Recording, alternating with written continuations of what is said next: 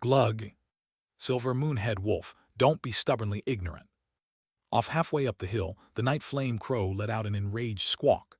Fury flickered in its eyes, and its aura exploded, rendering the pitch-black night even more profound. This stubborn fiend. The Beast Kings at present had no time to attend to this side. They, as the strongest three transcendent beings in the near area, could carefully coordinate to divide the Beast Emperor's corpse as long as they remained cautious. It was the Beast Emperor. Even the 6 Beast Kings that inhabited the core area of this beast field needed to look up to it, a powerful being. Even if they only got part of its corpse, which was void of its powerful energy, that would still be enough to help the 3 of them to realize an evolution that only 1 in 10 could survive. But this cursed creature was insistent on blocking them and reporting the Beast Emperor's corpse to the Beast Kings. Hiss! We join forces and kill it first. The dark corrosion snake, the first to propose the collaboration, was beside itself with anger. Its eyes were filled with fierce, murderous intent. The erect head swaying slightly and the tense body skimming the ground, the dark green power spread all around under the cover of the dark, and the vegetation wilted rapidly wherever it passed. Sensing that the 2 super creatures were beginning to join forces, the silver moon-head wolf showed no compromise in its eyes. It was very clear that its 2 old neighbors had fallen into greed and madness, losing the rationality they should have possessed. Wild transcendent beings had not entirely abandoned organization and discipline. They had divided themselves into different beast territories according to different regions, and each beast territory was again divided into various areas. The hierarchical order within them was very rigid, and their organization was highly strong. Sharing the corpse of the Beast Emperor with these 2 would most likely leave it with no gains, but instead drag it into the mess, and torn into pieces by the wrathful Beast Kings when the matter was exposed. Reporting the matter and getting rewards was the safest way to go. It had survived to the present, all because of this cautiousness. This time it was no different. Howl!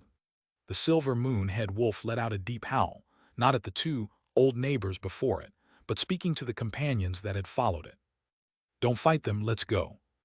As the words fell, the silver moon-head wolf turned to leave. As a fighting attribute, it moved faster than these 2. If it insisted on going, they could not catch up to it. The dark corrosion snake and the night flame crow glanced at each other, their murderous intents intensifying. Running away. If the silver moon-head wolf reported to their superiors, they would not escape punishment. At this moment, the 2 super creatures reached a consensus. Kill the silver moon-head wolf. Just as they were about to make a move, a noise from halfway up the hill reached them. The dark corrosion snake, the night flame crow, and the silver moon-head wolf, who was preparing to leave, all stopped and turned their heads to look. On the rock wall at the foot of the hill, there appeared a cave entrance abruptly. A man with his 3 pets, all bearing ample spoils, came out of the cave and appeared before the 3 super creatures. Ah, this! Looking at the 3 wild super creatures outside the cave with their strong aura, and then at the thunder clouds that had dissipated above, Su-Ran's mouth twitched. Of course, there was no giant beast corpse, and hence the anomaly had naturally vanished. It was normal for the super creatures in the vicinity to notice the change and come to check. Let's go. Su-Ran, who was in a good mood, had no interest in doing anything harsh. He climbed onto Star, took Xian and Kankan with him, and ignored the changing looks of the 3 super creatures as he turned to go back the same way they came. And the 3 wild super creatures had their eyes all straightly fixed on that little bead Xian was holding in its mouth. Too familiar. The aura inside was too familiar to them. The 3 super creatures that lived around and guarded this hill, all their lives were too familiar with the aura of that fallen beast emperor. At this moment, the dark corrosion snake and the night flame crow had their eyes turned bloody red. They had been guarding it for so long, only for someone else to pick the peach. And that too, a damned human being. Hiss! Glug! The 2 super creatures let out a roar together and then made the exact same move, swooping towards the direction where Su-Ran was. Having focused all their attention on the thunder bead filled with massive energy, they did not even notice the aura of the leadership stage around Xian. The silver moon-head wolf on the other side had surprise and astonishment flash in its eyes. Its gaze left the thunder bead and landed on Xian. The sufficiently calm creature realized something and swiftly stopped the eager members of its tribe.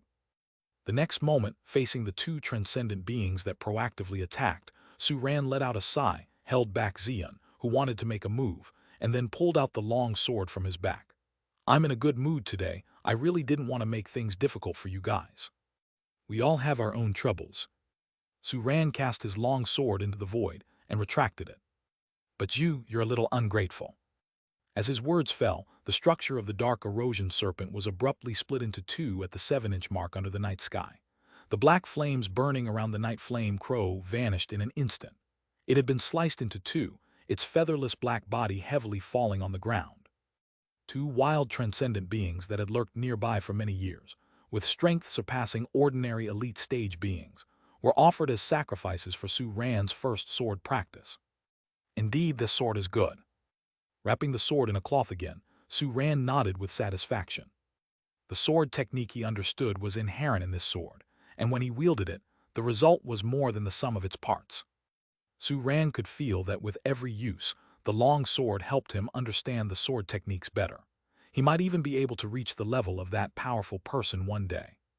Combined with the power fused with the stars, under the guidance of fated star pulling, he cut down those two seemingly powerful elite stage transcendent beings, as if they were mere chickens.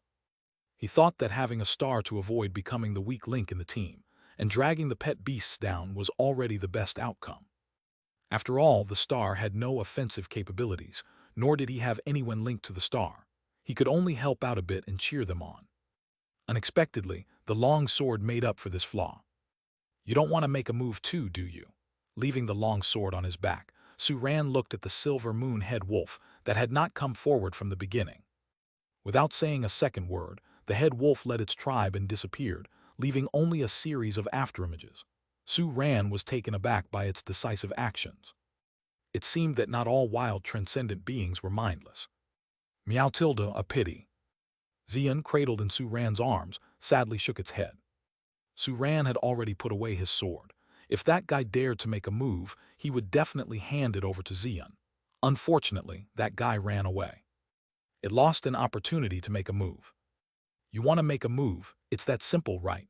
Seeing the little guy's intentions, Su-Ran gave a wry smile. "The two I just killed and that wolf were probably the strongest around here. Now that the two are dead, finding where they lived, you should be able to gain a lot. You and Can-Can can handle the ones along the way. Charming and me."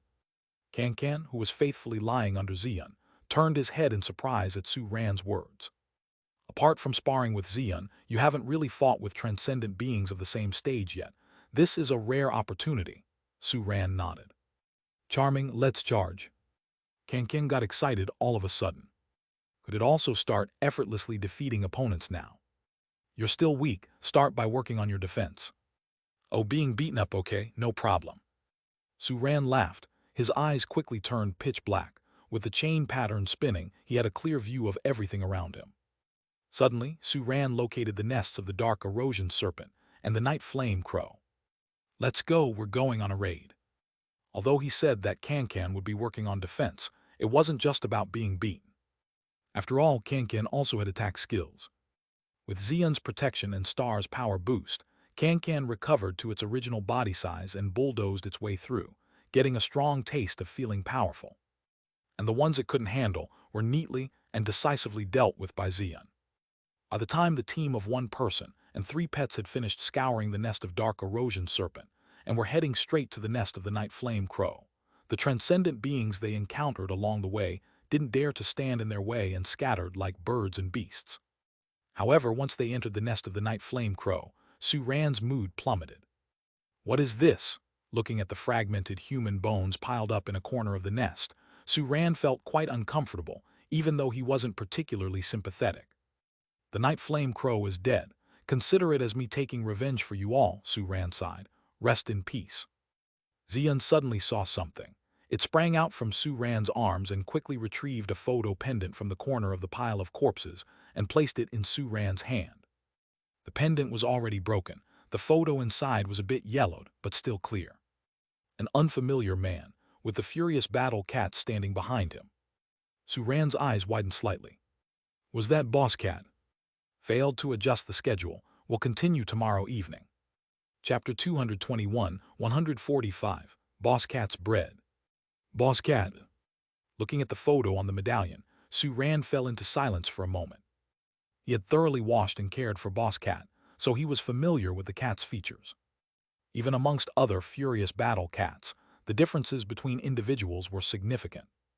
So he was certain that this furious battle cat was indeed Boss Cat.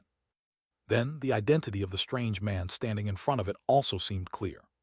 He must be the beast master of Boss Cat who had fallen. Suran did not actively seek information about Boss Cat's former beast master, but he learned some details through fragmented information occasionally mentioned by Zhang Heier. Boss Cat's beast master was not a leadership-level beast master, but an elite level one. Before losing his beast master, Boss Cat had been at the peak of the elite level for a long time, but he could not break through due to the limit of the second stage contract power. During a mission outside the city walls, Boss Cat's beast master and several other members from the association encountered a sudden beast tide attack. To cover his comrades, he threw himself into the battle but eventually perished. Another beast that was contractually entwined with him also fell, but Boss Cat, whom he had contracted earlier with, survived. This was not because Boss Cat was cowardly or feared death, but because his beast master deliberately did so. At the moment of the beast master's fall, Boss Cat broke free of its shackles, broke through to the leadership level instantly, releasing even greater power, tearing a gap in the beast tide and helped the other beast masters escape alive. One of these beast masters was Zhang Heier. From then on, Boss Cat, having lost its beast master, wandered alone in Qingzhou City and became the boss of the stray pet beasts in the city. Boss Cat's greatest regret was not being able to retrieve the body of his beast master amidst the chaos of the beast tide. And now it seemed that Suran had inadvertently found it. Looking deep at the indistinguishable pile of corpses before him, Suran knew that it was impossible to bring the body of Boss Cat's beast master back. But at least he could do what was within his power. Can dig a hole, let's bury them together. Sure, understood.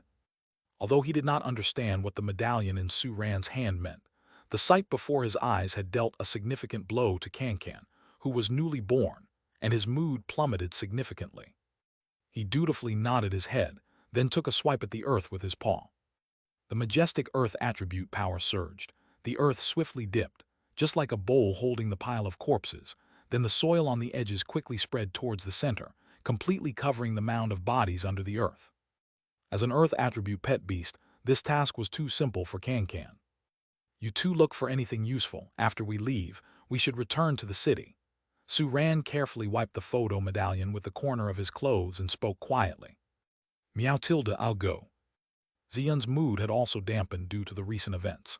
He disappeared in a blink, taking away whatever he considered valuable at the fastest speed, and returned to Suran's side after a few breaths. Let's go back. Suran mounted Star's broad shoulders, holding Xian and Can, and quietly vanished into the dark night. Chirp tilde. Elsewhere outside the city, a fluffy creature the size of a soccer ball was waddling along. Its pure white feathers shimmered in the moonlight, and its small wings, which seemed disproportionate to its size, occasionally flapped, helping it jump between rocks more easily. After some effort, it finally managed to perch atop a pile of rubble. Its eyes, bright as the ocean and still so clear even in the darkness, gleamed with a humanistic sense of satisfaction. With just a little trick, it made those despicable creatures who wanted to catch it run in circles. It slightly raised its paws and looked towards a city in the distance. So is that the place where human beast masters live? Dad always said humans are dangerous, but it didn't believe him. Let's go see. Roar. A roar interrupted its thoughts. It turned its head and quickly spotted a red male lion, 10 meters long, far more powerful than the regular elite-level creatures, rushing towards it with a panicky look in its eyes. Recognizing this familiar creature, a hint of annoyance and impatience surfaced within the eyes of the small creature. Chirp tilde. A clear chirping sound pierced the deep night. Its sapphire blue eyes shone brightly in the darkness and stared at the charging wild transcendent creature. Boom! The powerful transcendent creature that was sprinting a second ago was lying on the ground the next, its expression one of ecstasy, its breath even, as if it had fallen into a beautiful dream. The small creature bobbed its round head in satisfaction. It was the only genius in its tribe who had reached full moon level proficiency at the elite level. Trying to catch it, don't even think about it. Cheering under the moonlight, the small creature fluttered down from the highest point of the rubble pile using its chubby little wings and swaggered towards the city it had seen earlier. "You stay in the shop and wait for me. I'll be right back." As dawn broke, Su Ran entered Kingju City against the tide of people leaving the city. After exchanging the resources he had collected from the two powerful elite-level creatures at the Beast Master Association and earning a decent amount of Beast Master points, he reminded the three little ones to wait in the shop after he returned. Chapter 222, 145, Boss Cat's Bread. "Meow, do you need me to accompany you?" Xian's eyes blinked, revealing a questioning expression. "No need." Su Ran shook his head slightly, touching the pocket on his chest. "I'm just returning this to Boss Cat. I can go alone for such occasion." Xian showed a thoughtful look, nodding her head. After settling the three little ones, Su Ran didn't linger, turning to leave. Watching his retreating figure, Can couldn't resist voicing the question that had been bothering her all the way. "Sure, who is Boss Cat?" "Xilu Tilda, it's a long story." Star let out a low growl, beginning to slowly relay the story in which he had participated in its entirety. Hearing that the Beast Master of Boss Cat had died, and what they just found and Su Ran treasured, placed in the pocket on his chest, was perhaps the other's relic, Can's eyes quickly showed a look of sympathy. "Oh no, Boss Cat is so pitiful." Once Star finished narrating the story, Can raised a paw to wipe her tears and asked the profound question. "Sure, Sister Xian is a cat. Is Boss Cat her boss?" Xian Omega. Boss Cat. Expertly navigating through streets and alleys and reaching a secluded district that had long been abandoned, Su Ran walked deep into the alley and shouted. Hearing his sound, the alleyway responded with a rustle, and soon, a multitude of transcendent beings of all shapes stuck their heads out. The atmosphere in the field froze for a moment, before rapidly warming up. Every stray pet beast here had been washed by Su Ran. Compared to the past, the number of stray pet beasts has noticeably decreased, but not every stray pet beast wants to recontract with humans. It's difficult to completely get rid of them. Under proper guidance, they have become friendly towards humans, and the Beast Master Association simply went along with it. "Long time no see." Su Ran casually waved his hand towards the stray pet beasts. "Where's Boss Cat?" The stray pet beasts didn't make a sound, merely looking to the side of Su Ran. "Meow Tilda." From behind Su Ran came the voice of Boss Cat. "Huh?" Su Ran turned around to see Boss Cat carrying a sack of food, a smile appearing on his face. "You went to find food for them?" "Meow Tilda." Boss Cat nodded, opening the sack in front of Su Ran, taking out different types of pet beast food, and distributing them one by one to the stray pet beasts that had gathered. Soon, the stray pet beasts that had received food each left, and Boss Cat, rummaging through the now somewhat deflated sack, pulled out a bag of food to give to Su Ran. "I have a share too." Su Ran was speechless, looking surprised as he received it. It wasn't pet beast food, but a bag of fragrant, freshly baked bread. "I haven't had breakfast yet." Su Ran opened the bag, took a bite, and asked with his mouth full, "How did you buy human food?" "Meow Tilda." There was a hint of amusement in Boss Cat's eyes as it pulled another bag of the same bread out from the sack, opened it skillfully, and began eating while sitting next to Su Ran. Seeing Boss Cat's actions, Su Ran understood. It had bought the food for itself, and since he was there, it had shared one with him.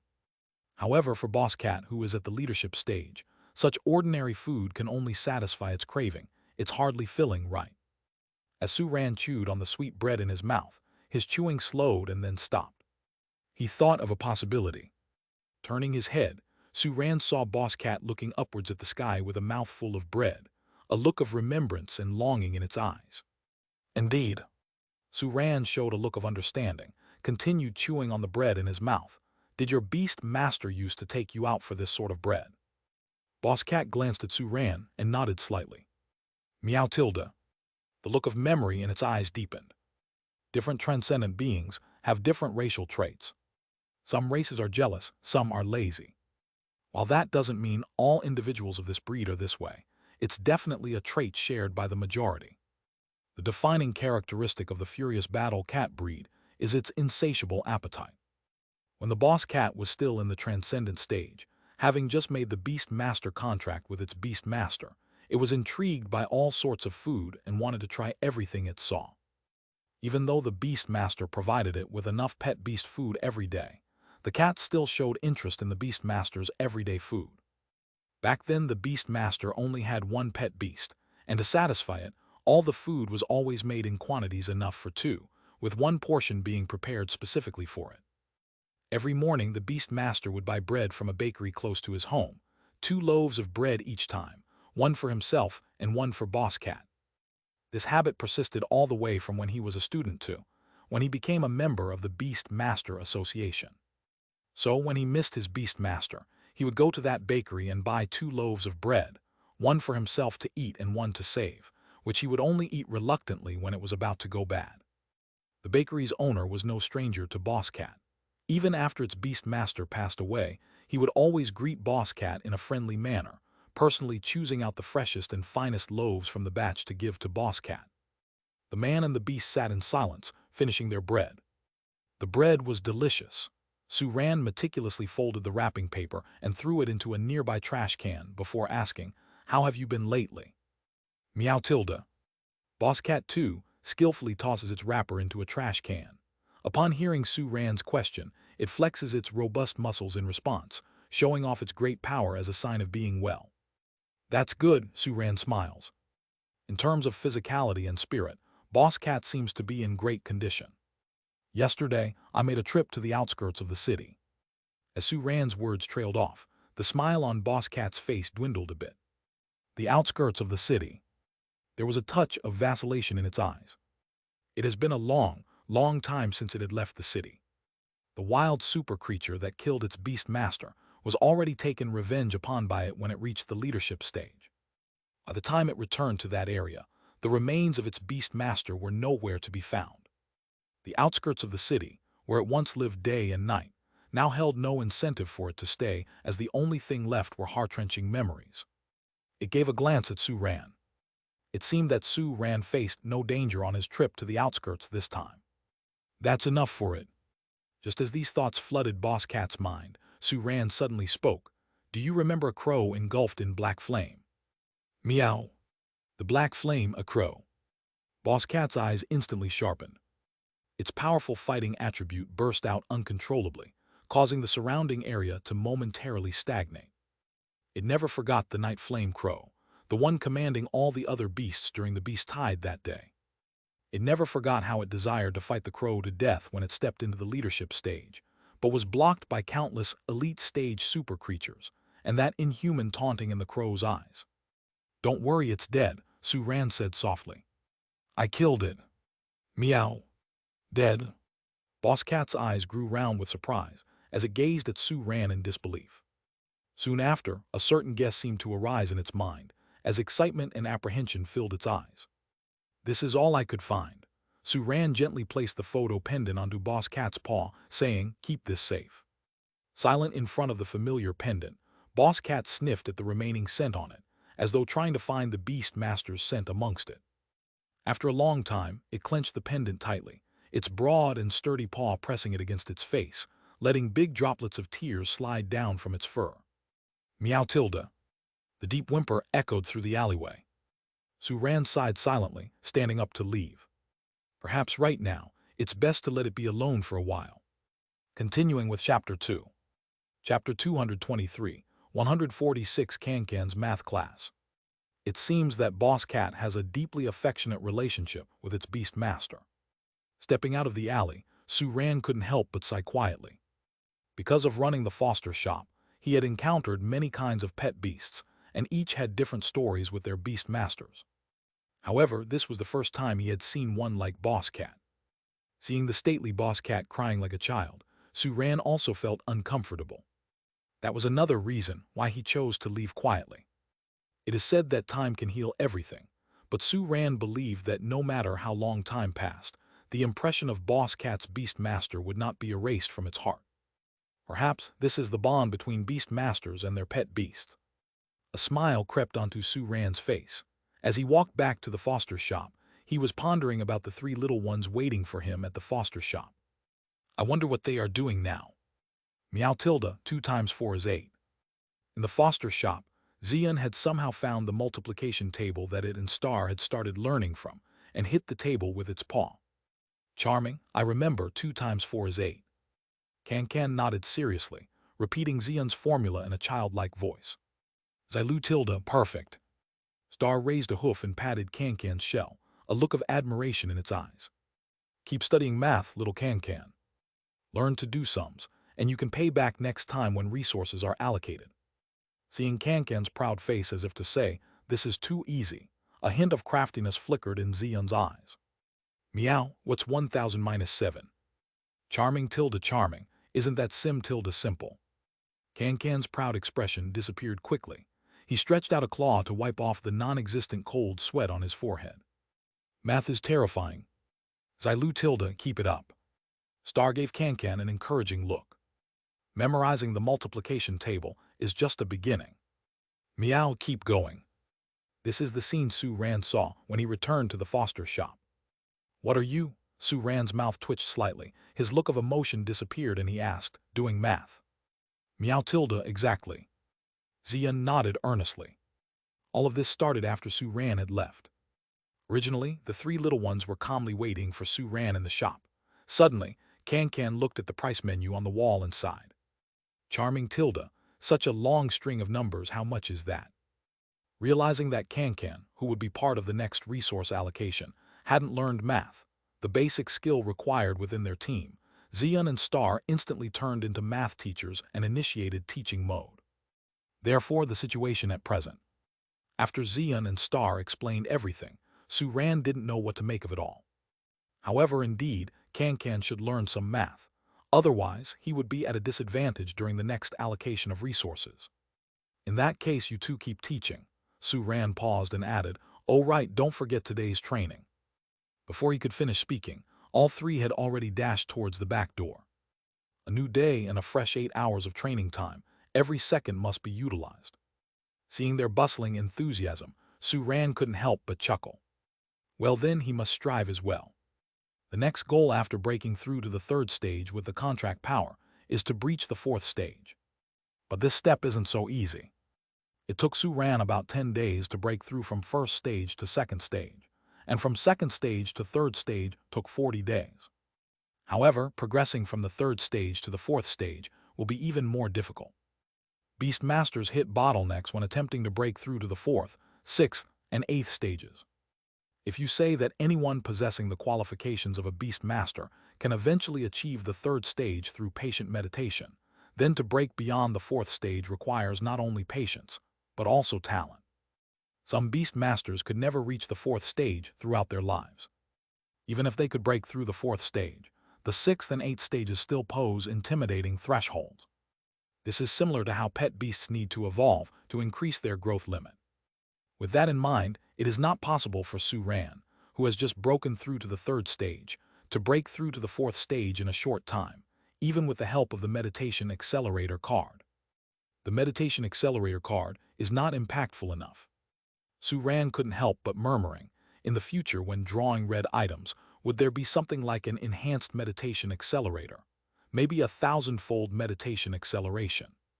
After grumbling, Su Ran stretched and opened the door to the shop. Soon, the operation of the Starfair Foster shop for the new day officially began. Since he can't break through to the 4th stage quickly, he'll strive to earn some resources for the 3 children at home for now. Unbelievable. Within the Beast Master Association, Gu Wu slapped a letter on the conference table with a slightly grim expression. Paper correspondences are rare in this era. Due to the wild super creatures, signal base stations are difficult to establish outside human cities. But within the cities, technology still maintains a comprehensive legacy.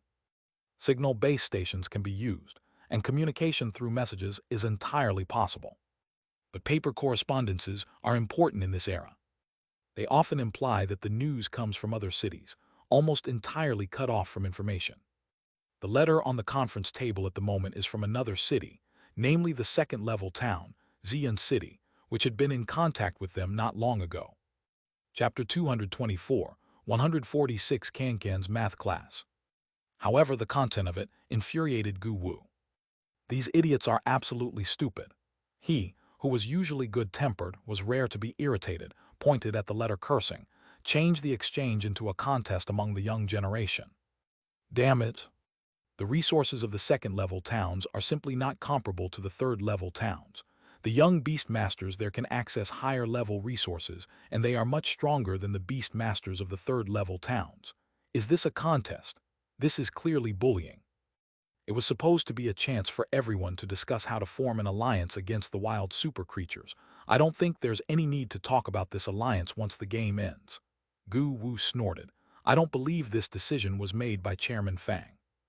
In front of Gu Wu sat an old man with white hair. He was tall and muscular like an iron tower, and even seated he exuded significant pressure.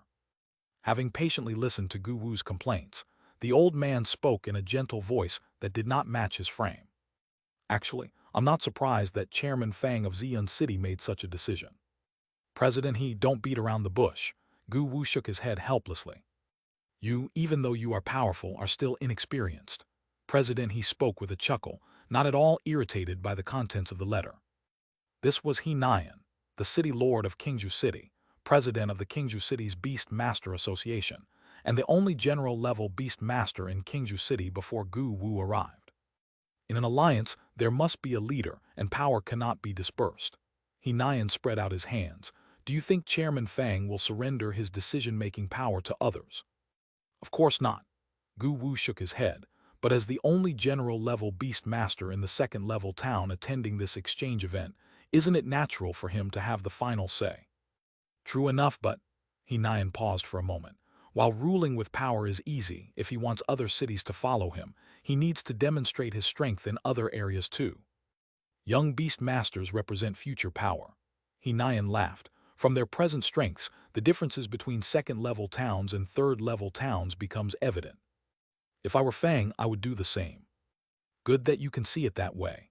Gu Wu rolled his eyes, but our young beast masters who are sent there will surely be under a lot of pressure. Having spent some time in Xian City, he knew all too well how formidable the young beast masters there were. And among the beast masters being sent this time, one was his daughter. Could he not be angry? Take it easy. He Nian laughed. I believe that at this moment, the cities that received the message, besides wanting to test Xian City's strength in the competition, are also looking to gauge the strength of the other third-level towns. Among the third-level towns, there are some stronger and some weaker. We Qingju City only have general-level beast masters, not king-level beast masters, and are considered weaker among the third-level towns. If we can beat stronger third-level towns in a competition, won't we gain more say in the future alliances? Isn't that profit?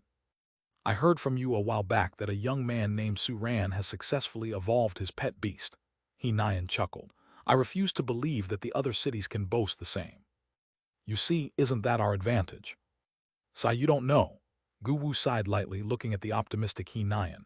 Outside of Xian City, there's a peculiar resource spot. There is a special resource there called Heavenly Spirit Stone, which can hasten the meditation of beast masters by a certain extent. The age limit for beast masters in this exchange is 25. If one awakens at 15 years old and factors in the accelerating effects of the Heavenly Spirit Stone, there's a large chance of achieving third-stage contract power.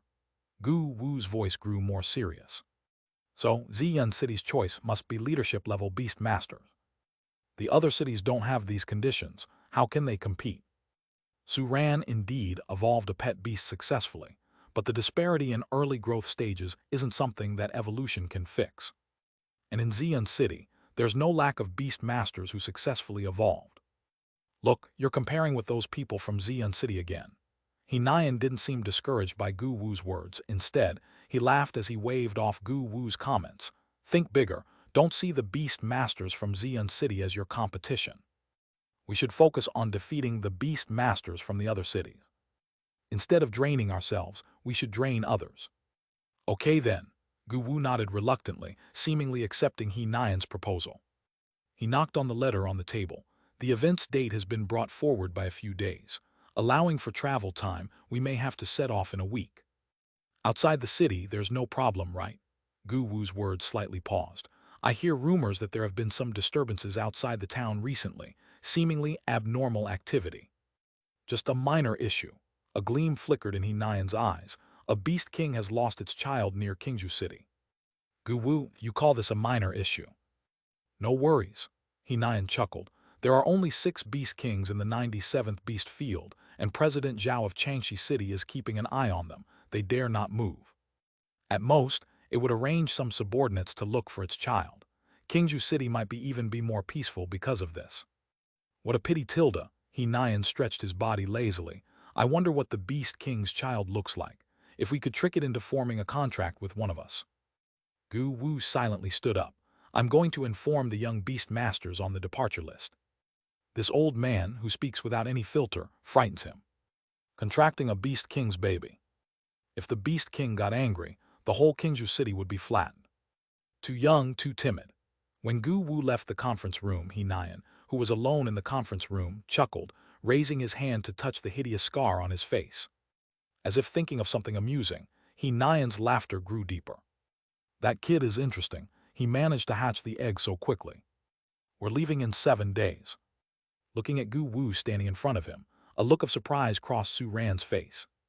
Yes, Gu Wu nodded slightly. It takes a day to get there, and after we arrive, the event will probably last 3 to 4 days.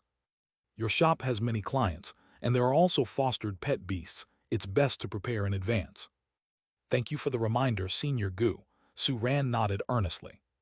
If it were before, he would have been worried about leaving for such a long time, wondering what to do with the fostered pet beasts in his store. Now, with Tony here, he doesn't have to worry about this issue anymore. The shop can suspend business for these days, and let Tony feed the fostered pet beasts.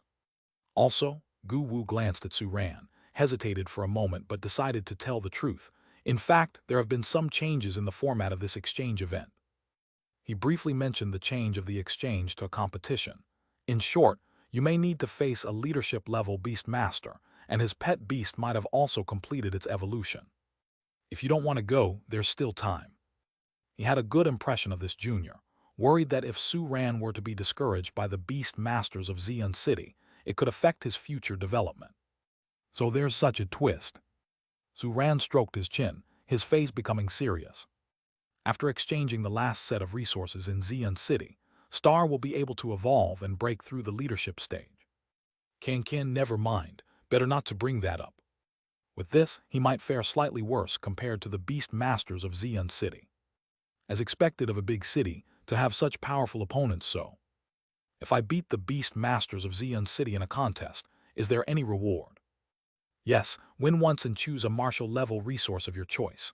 Gu Wu casually answered, then paused, looking at Su Ran. You, what are you? Actually, Su Ran revealed a shy smile, a couple of days ago. My contract power happened to break through to the 3rd stage. Gu Wu and what? Chapter 225-147, Lucky Liu not coming, I'll take the initiative. It's not a you. A look of surprise crossed Gu Wu's face. Are you joking with me? 3rd stage contract power. What does that mean? Even a beast master with good talent and extreme diligence would typically need to reach middle age for a successful breakthrough, assuming there were no other unusual circumstances. So how long did Su Ran take? Gu Wu rubbed his temple, his expression filled with doubt about the world. If he remembered correctly, Su Ran's victory over his daughter and the winning of the new Beast Master Challenge match was only 2 months ago, right? At that time, he only had 1st stage contract power. Even if he was already close to a breakthrough and successfully reached the 2nd stage right after the competition, that would just mean he had only recently reached the 2nd stage. The transition from just having breached the 2nd stage to now breaking through to the 3rd stage. Since when could the speed of growing strength be so unprecedented? I accidentally found a unique resource outside the city that significantly increased my contract power. When Su Ran acquired the meditation acceleration card, he had already thought about how to explain his freakishly fast meditation speed if someone noticed it. I fully absorbed that resource and as a result, quickly broke through to the 3rd stage. Su Ran chuckled. You could say it's a matter of luck, right? Merely a matter of luck. Gu Wu looked strangely at Su Ran. I don't like prying into other people's secrets, but don't take me for a fool. As for the resource Su Ran mentioned, Gu Wu believed it. Otherwise, he couldn't explain his absurd speed of practice, and in Xian City, there are special resources like the Heavenly Spirit Stone which accelerated meditation. So, it's not entirely impossible for other places to have resources that directly enhance contract power. But, As for him, coincidentally, finding it outside the city, Gu Wu didn't believe a single word. Thinking of the mysterious Starfare Foster shop, Gu Wu had made some guesses. All right? He didn't continue on this topic, but instead asked with concern, after breaking through to the third stage of contract power, have you found a suitable third pet beast? If not, I can help you find a high-potential leadership stage pet beast. No need to trouble you, Senior Gu. I've already contracted my third pet beast. Su Ran smiled. It was hatched from the beast egg I won in the last challenge match. The hatchling is the perfect candidate to be my third pet beast. Is that so? Gu Wu's expression turned complicated. He also knew about the situation in the beast egg library. The beast egg that Su Ran selected wouldn't be low in potential, making it a good choice for a contract. But the timing is a little tight. There's not much time left till their spar. In this time at most, Su Ran could, with the help of resources, elevate the newly born pet beast to the elite stage. There is a slim chance of reaching the leadership stage. Even if it did, if the skill proficiency wasn't high enough, its strength wouldn't be great either. So essentially, Su Ran has only 2 pet beasts that can compete. And one of them seems to be a support type. The excitement that arose from learning that Su Ran had broken through to the third stage of contract power began to cool down as Gu Wu analyzed. The hope of surpassing Xian City's beast masters was still bleak. Could it really be as President He Nian said, to keep a cool mind and not to take the beast masters of Xian City as adversaries? Gu Wu let out a slight sigh. The beast eggs in the library have high potential, cultivate them well. Gu Wu patted Su Ran on the shoulder and left. Meet at the entrance of the Beast Master Association in 7 days. In 7 days, watching Gu Wu's retreating figure, a hint of anticipation flickered in Su Ran's eyes. Finally, I'll get to see what the other cities are like. 190,000 pleasure points. Sitting in the shop, propping up his cheeks and staring at the personal panel before his eyes, Su Ran muttered under his breath, Uncle Liu, if you don't come soon, I'm going to leave. 20 draws. A full 20 draws worth of pleasure points. The foster shop business was booming. With the help of teacher Tony, Su Ran's efficiency in collecting pleasure points was increasing.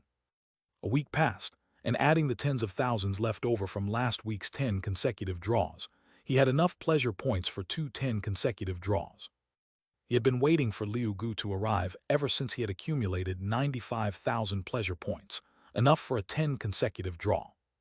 After all, he was about to head to Xian City. He wanted to try a draw before leaving in hopes of boosting his strength significantly at the last moment. But despite waiting and waiting, until he even had enough points for 2 10 consecutive draws, Liu Gu never came. Thinking of the impending departure to Xian City tomorrow, the frustration in Su Ran's eyes deepened. Do I draw by myself without riding on Lucky Fish's mojo? Before the system upgrade, he was willing to try his luck. After the system upgrade, however, a single draw requires 10,000 pleasure points. If he gets unlucky, Su Ran would be in pain for a long time. Strange, the tiger hunting squad's regular cleanup mission outside the city is typically no longer than a week according to the past routine. Su Ran mumbled to himself, frowning slightly. He took a look at the underground area, his frown deepening. The armored rhinoceros hadn't been summoned to leave for several days. But its behavior was quite abnormal. For the past few days, it hadn't been happily rolling around in its favorite mud pond. Instead, it had been restlessly pacing around in its section. Did the tiger hunting squad encounter some danger or trouble, preventing them from returning? And even if the armored rhinoceros goes, it can't help much, so Du Heng chose not to summon them. Chapter 226, 147, Lucky Liu not coming, I'll take the initiative. Su Ran's face tightened slightly. If that's the case, the situation could be rather grave. If Lucky Liu doesn't return, whom will he borrow his luck from for his future 10 consecutive drawings? This is absolutely unacceptable. Xian Star Can. Su Ran calls out, and the 3 little ones resting not far from him immediately open their eyes. We're off, heading outside the city. Listen, I say. No one should, at least one should not, have such bad luck, right? In a cave somewhere outside the city on a hillside, Liu Gu wipes his dirty face, his expression filled with bitter resentment. He slowly sticks his head out of the cave, and after seeing a large number of wild super creatures pacing back and forth, His head retracts like if it was electrocuted. "Stop peeking." Zhang Yun, who sat further inside the cave, takes a sip of water from his water skin and says, "Although our position is hidden, there might be a transcendent being with extremely keen eyesight noticing us. Liu Zhu's psychic rat is responsible for reconnaissance, and that is enough." "I know," Liu Gu scratches his head, "but if I can't see it for myself, I always feel ill at ease." "Calm down a little." Zhang Yun shakes his head helplessly, then looks towards Du Heng. "Du Heng, how much food do we have left?" "It's all here." Du Heng pats a large bag next to him. "We still have a lot of our own food, but there's not much left for the pet beasts." Still unprepared, Zhang Yun sighs deeply. "Increasing the load will slow us down. It's fine to carry a week's worth of food." Yan Fan slowly said, "No one could have predicted such an accident." Just as Su Ran guessed, the tiger hunting squad that set out together had indeed encountered an accident. 3 days ago, they found a rather valuable resource in the depths of this cave. They happily gathered it together. However, when they were ready to leave the cave and head for the next location, the members of the tiger hunting squad were dumbfounded to find that, in the time they spent gathering resources, a large number of super creatures had appeared outside the cave. This group was large enough to form a small beast tide. The good news was, the super creatures were not targeting them and weren't even aware of their presence. They just needed to wait for the creatures to leave, then they could leave the cave. The bad news was, they never left. 3 days. You know how they've survived these 3 days? In the areas outside the city where they completely lost signal, they were trapped by a group of super creatures in a small cave, forced to wait for them to disperse. "Do you think?" Liu Gu couldn't help but glance again at the cave opening, but he didn't dare to stick his head out again. Where did those super creatures come from anyway? "I noticed a few species we've never seen before." "Who knows?" Liu Zhu retorts. "The areas beyond Qingzhou City are not entirely explored yet. These areas are the gathering places of the wild super creatures. Anything can happen. I just want to know when they'll leave." She expresses her annoyance. "Going beyond the time limit without returning will surely make our families anxious." A moment of silence fills the cave. At the reminder of Liu Zhu, they all thought of this, each of their faces showing some helplessness. If they do not leave, the tiger hunting squad members really do not dare to go out. At this moment they were fortunate. Those beasts were not paying attention, nor had they noticed these few humans. Once they go out, they would most certainly be detected. And once detected, in the face of so many super creatures attacking, their fate was predictable. Suddenly, Liu Zhu's expression turned from disappointment to seriousness. "Quiet, conceal your presence," Liu Zhu whispers. "Another crisis." The expressions of the other 4 members of the tiger hunting squad subtly changed as they quickly concealed their aura with their pet beasts, making every effort to not make the slightest sound. Such situations had occurred several times over the past 3 days. There were always transcendent beings active outside the cave that, due to various coincidences, approached the cave. Whenever this happened, it would be the most nerve-wracking moment for the members of the tiger hunting squad. The previous times they were somewhat lucky. Each time those transcendent beings did not reach the cave, but rather paused midway and retreated, preventing their exposure. But this time, as every second passed, the increasingly somber expression on Liu Zhu's face caused the other 4 members of the tiger hunting squad to tighten their lips, remaining utterly silent while their hearts gradually sank.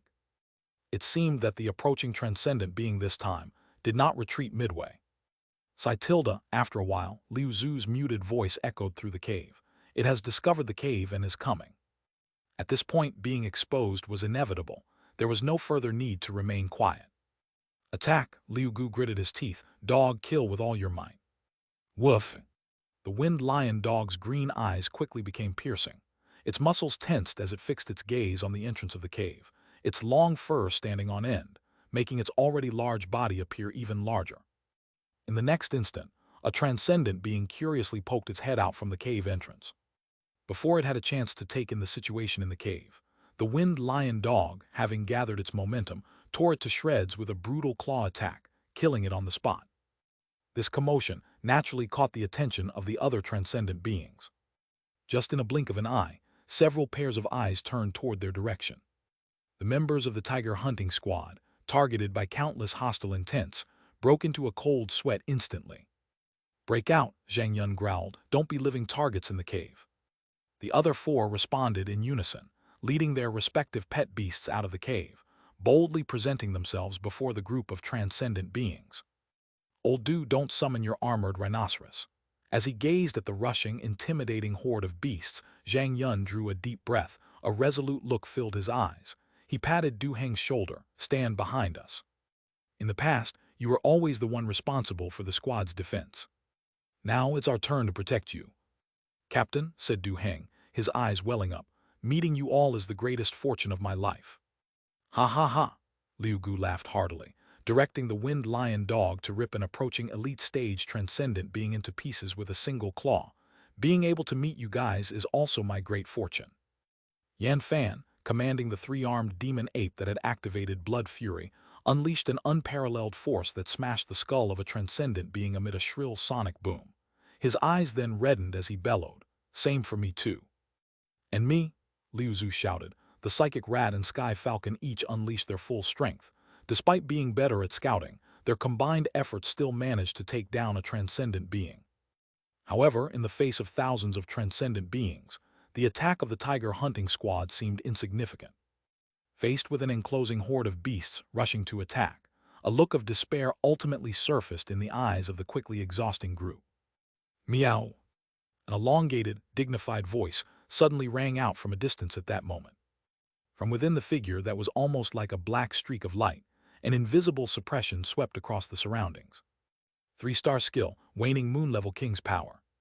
The awe-inspiring presence of the leader stage suddenly exploded.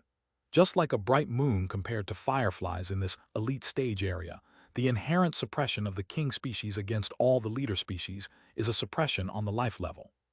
The originally aggressive horde of beasts suddenly lost their composure, each revealing a doubtful expression, wanting to turn their heads to look in the direction where the king's power was spreading from.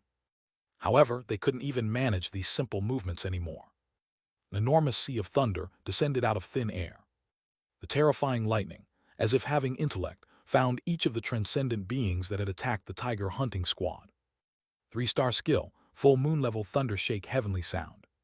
The second chapter is estimated to be after midnight. Chapter 227, 148, Cancan's Evolution Path. Am I dreaming?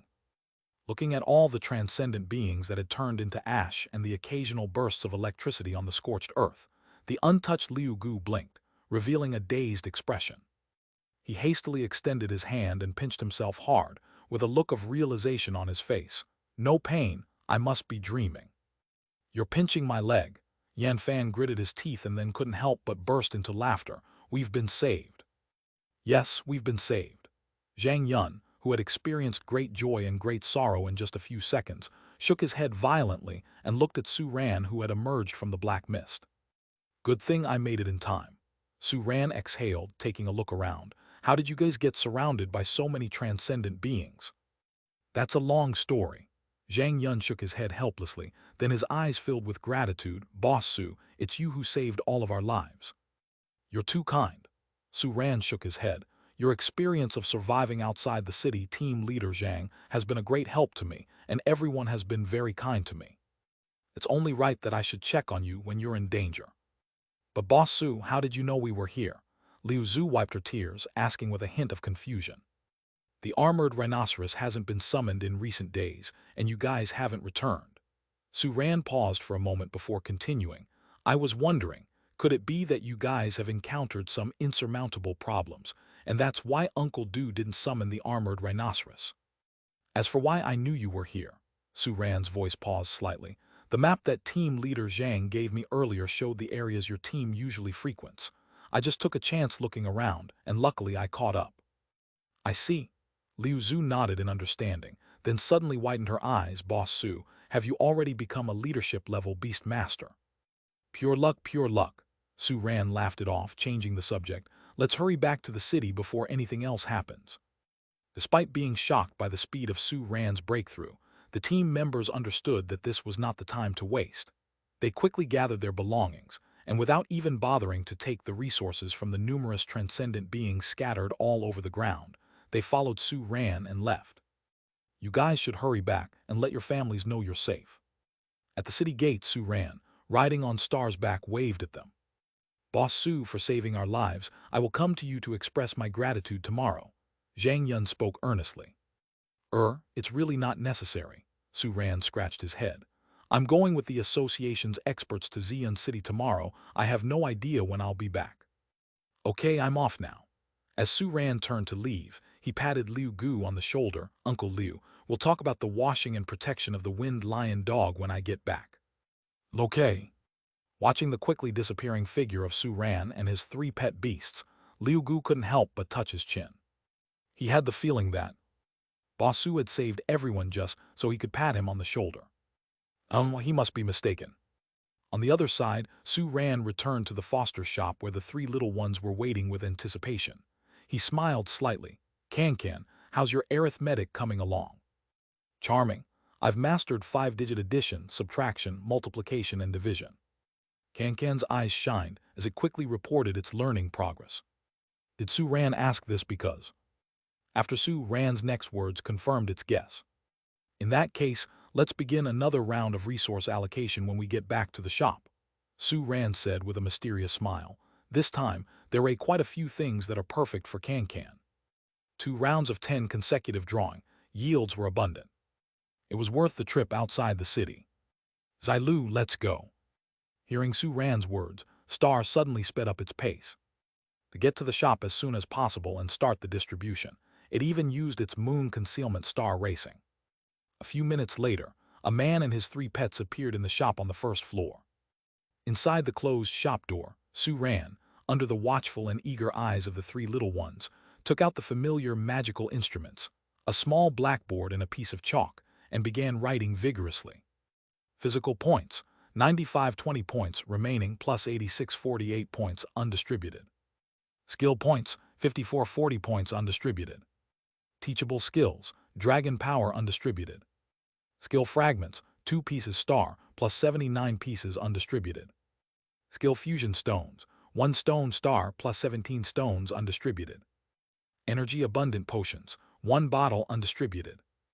Beast master points, 46-86 points Xi'an plus 44-33 points star plus 597 points undistributed. King species evolution path X1. 3-star skill scroll X1. As Su Ran finished writing down the resources for this distribution, a spark ignited in the eyes of the 3 pet beasts. Zailu, there are so many skill fusion stones. Star's eyes were glowing brilliantly. Of its 5 talent skills, only the 1-star skill, tenacity, had not been upgraded to 3 stars. Currently, it was the 2-star skill, long night.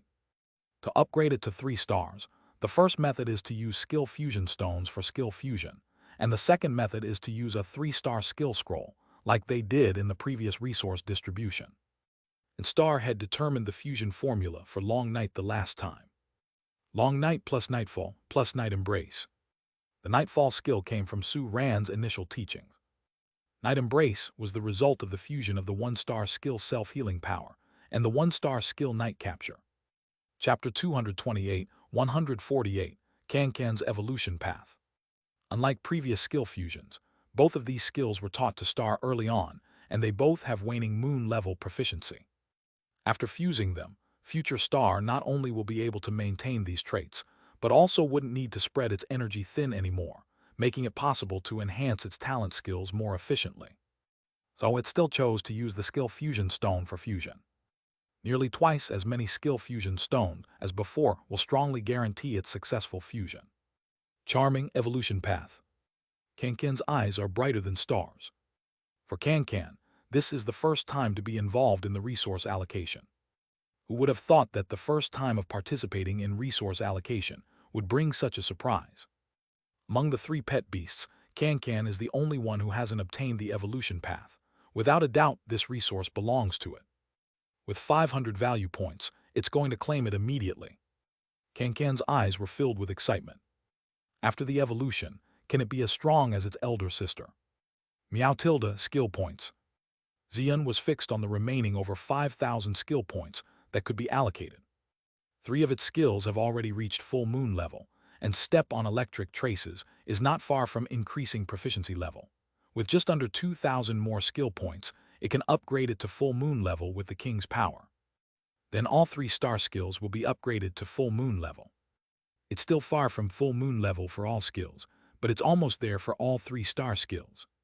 However, Xian glanced at Kankan and sighed. Star's skill proficiency has all reached waning moon level.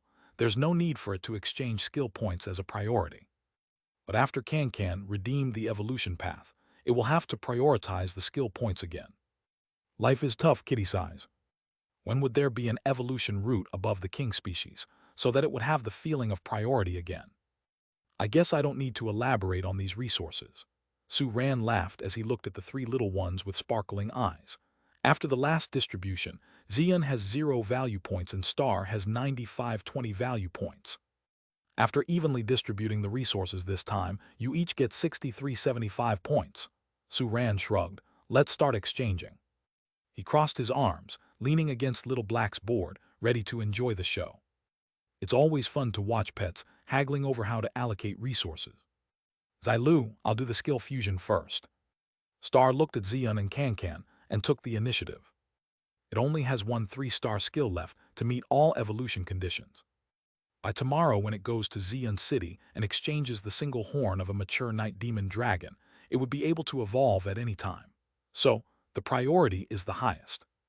Moreover, letting it complete the skill fusion first, the remaining skill fusion stones can be given to Kankan, who is about to obtain an evolution path. Presumably, Kankan's evolution demands 3-star skills as well. Xian and Kankan had no objections. After Star smoothly fuses its skills, showing the advantages of this approach, Xian will also follow suit, fusing Blood Fury and super-fast self-healing into talent skills. So Star's fusion at this moment serves as an example. Moreover, the intelligent Kankan, realizing that after Star completes this skill fusion, the remaining skill fusion stones will be prioritized to it, has no objections. Then let's start with the fusion, Su Ran nodded. Long night plus nightfall plus night embrace. Fusion success rate, 1.1%. Proceed with the fusion. Yes, no. Let's start. The first fusion of 3 2-star skills with a success rate of over 1% gives Su Ran unparalleled confidence. He puts in the skill fusion stones without blinking an eye, and after a while, familiar words appear before him. Fusion success. Long night waning moon level. Heart of eternal night waning moon level. It took 7 skill fusion stones, including 1 originally from Star, and now there are 11 left. Su Ran reported the fusion results and then looked at Star. What's the effect of the new skill?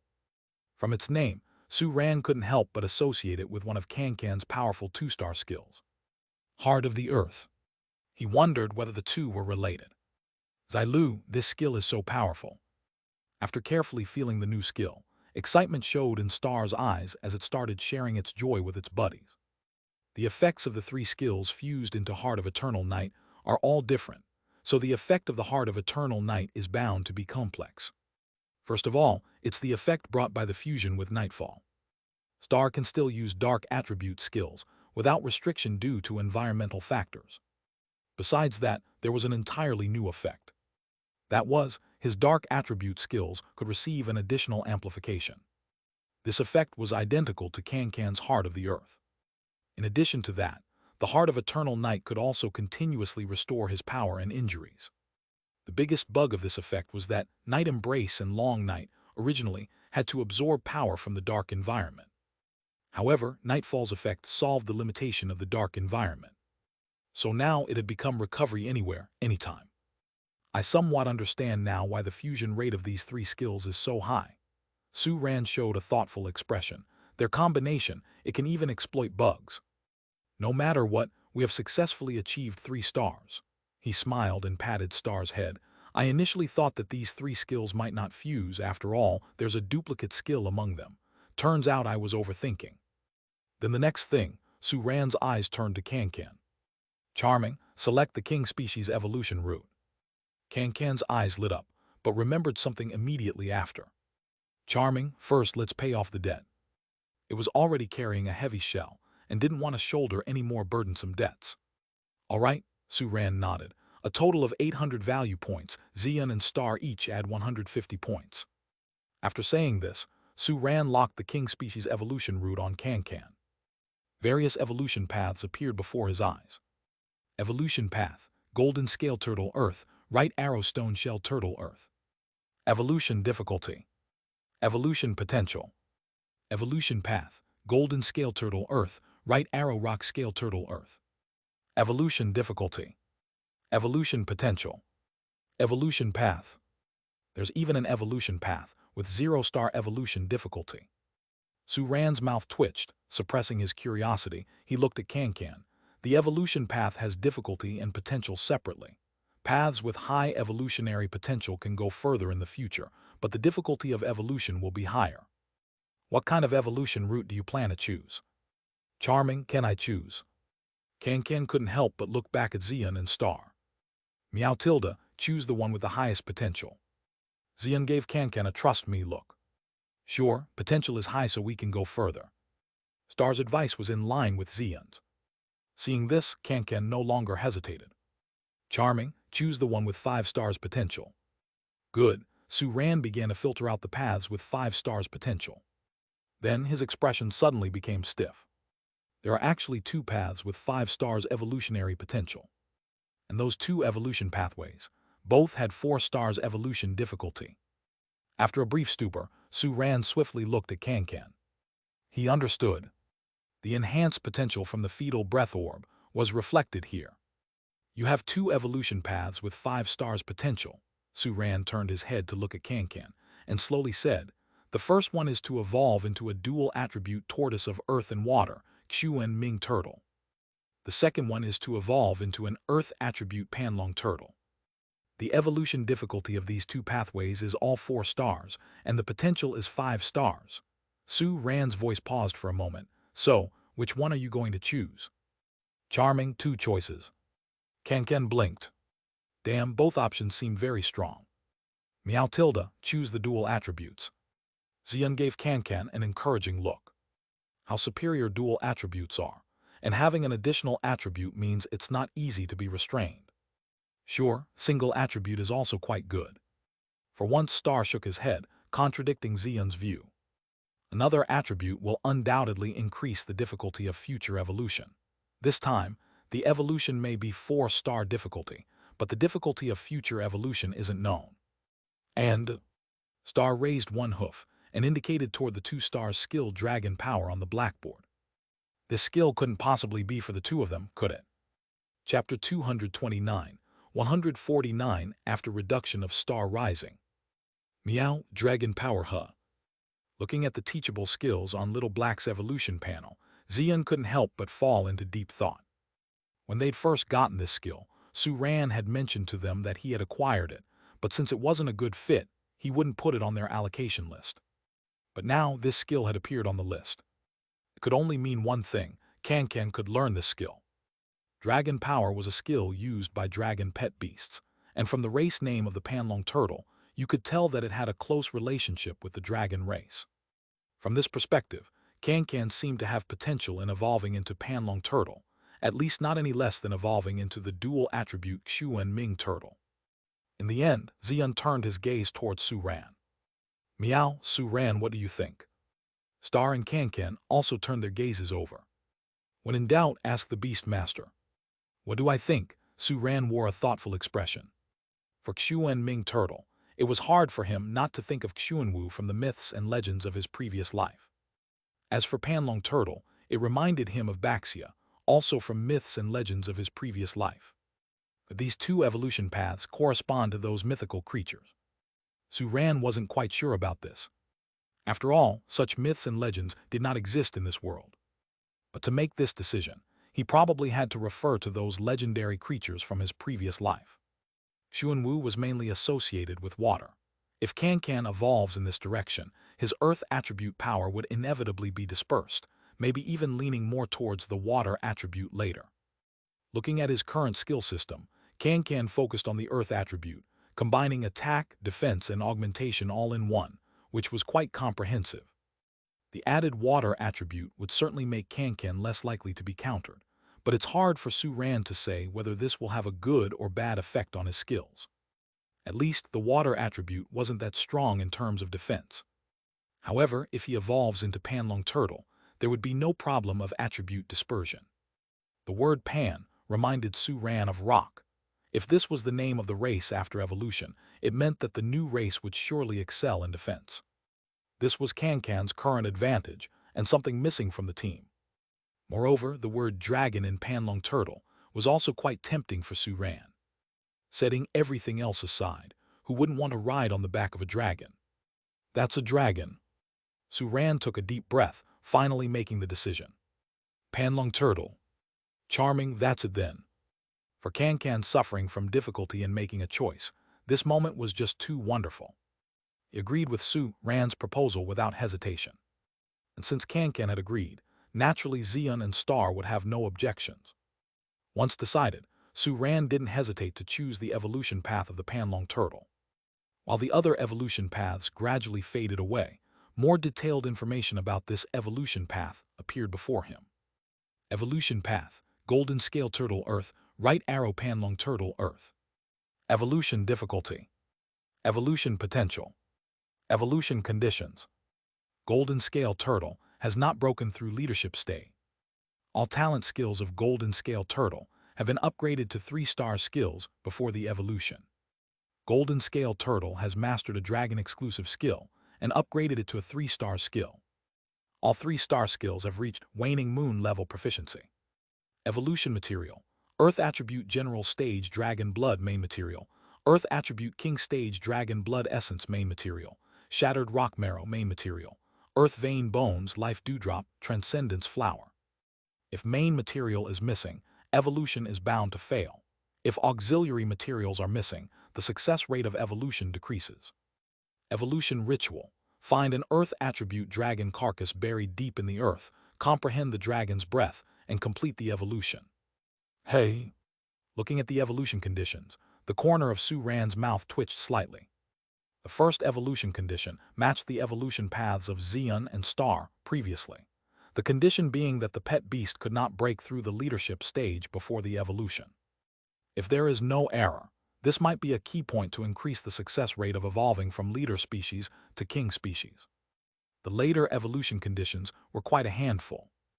All of its own talent skills needed to be upgraded to 3 stars, besides mastering a dragon-exclusive skill and upgrading it to 3 stars.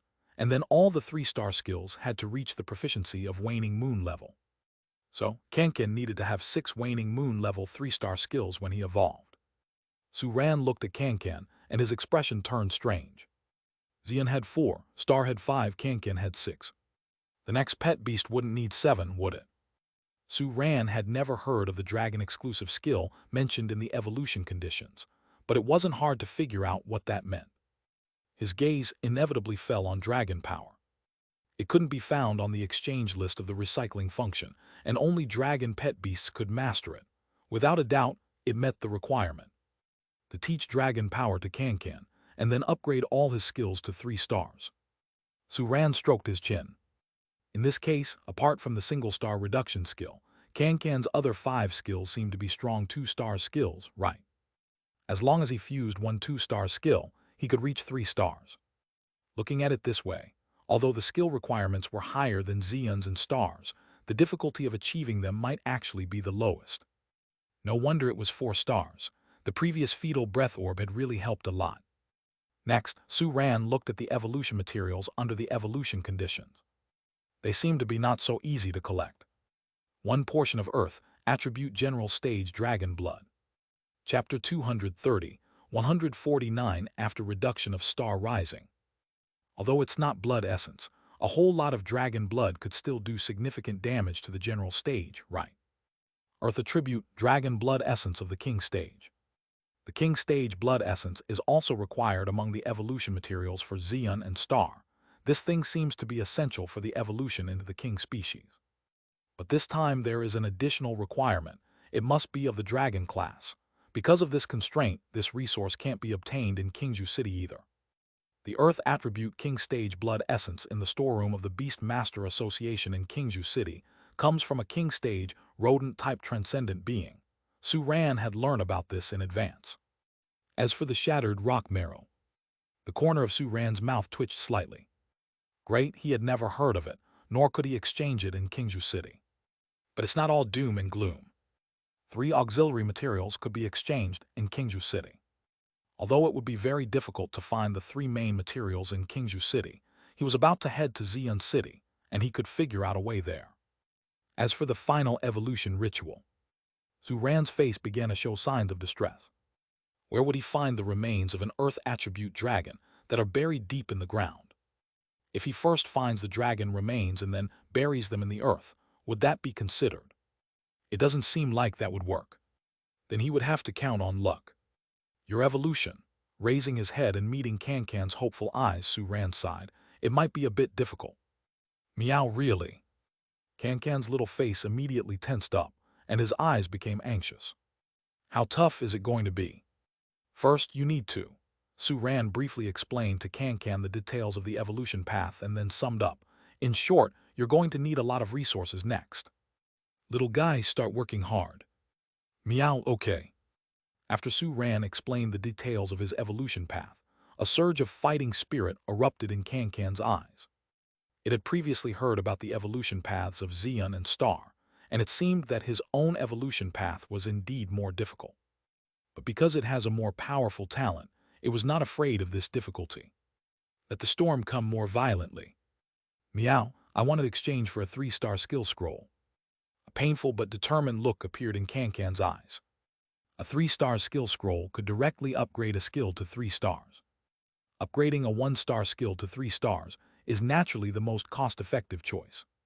Although the size reduction skill at 1 star was already enough for it, the priority for advancement was very low. But since it had come this far, it decided to upgrade it to 3 stars first. In this way, it could focus more on improving other skills later. Okay, Zhu Ran nodded slightly. Without asking, he knew which skill Cancan wanted to upgrade with the scroll. He quickly selected the reduction skill for use. The next second, the reduction skill in Cancan's skill list quickly faded away and was replaced by a new skill. Reduction Starlight Level, 98/500 plus. Jizumitsu Starlight Level, 98/500 plus. It seems to be pretty good. Zhu Ran nodded with satisfaction, looking at Cancan's shocked face. How's the new skill effect? Meow, huh. Hearing Zhu Ran's voice, Cancan came back to his senses from the new sensation. On one hand, this was its first time upgrading a skill, and the feeling of having the memory of a skill wiped out and replaced by a new one was quite novel to it. On the other hand, this was the first time Cancan had a skill upgraded to 3 stars. The exhilarating feeling of breaking free from shackles also brought it great joy. Is this what it feels like to become stronger? After sensing the effect of the new skill, Cancan became even more excited. It had originally thought that no matter how much the reduction skill was enhanced, it would just let it become smaller, and there was basically no need for improvement. It never expected that, after being upgraded to 3 stars, this skill would give it a surprise. Meow, this new skill is extremely powerful. With an excited expression, Cancan quickly explained the new effect of the skill. The skill Jizumitsu, compared to the previous reduction that could only decrease size, had a new effect increasing in size. It can increase its size proportionately to how much it can reduce. Of course, if it only had this new change, it would at most be considered as a 2-star skill. The most powerful new benefit of Jizumitsu is that a pet beast's strength can change along with its body size. Ordinary size changes only alter the appearance, but Jizumitsu can affect strength in different ways when it comes to size reduction and enlargement. When the pet beast's size decreases, its power will slightly diminish, but its speed, reflexes, and frequency of skill usage all get a boost. The more the size is reduced, the greater the change. When the pet beast's size increases, its power will go up to a certain extent, but it's the opposite of shrinking. Its speed, reflexes, and frequency of skill use all decrease. The larger it gets, the more significant the change. In this way, Cancan has more possibilities. Great! Upon learning of this new change in Cancan's skill, excitement flickered in Zhu Ran's eyes. How nice, Tilda. Isn't this a double form? Shrink to normal size for a considerable increase in agility. Grow larger and you'll move slower, but your power increases immensely. Meow, is this possible? Xilu, is this possible?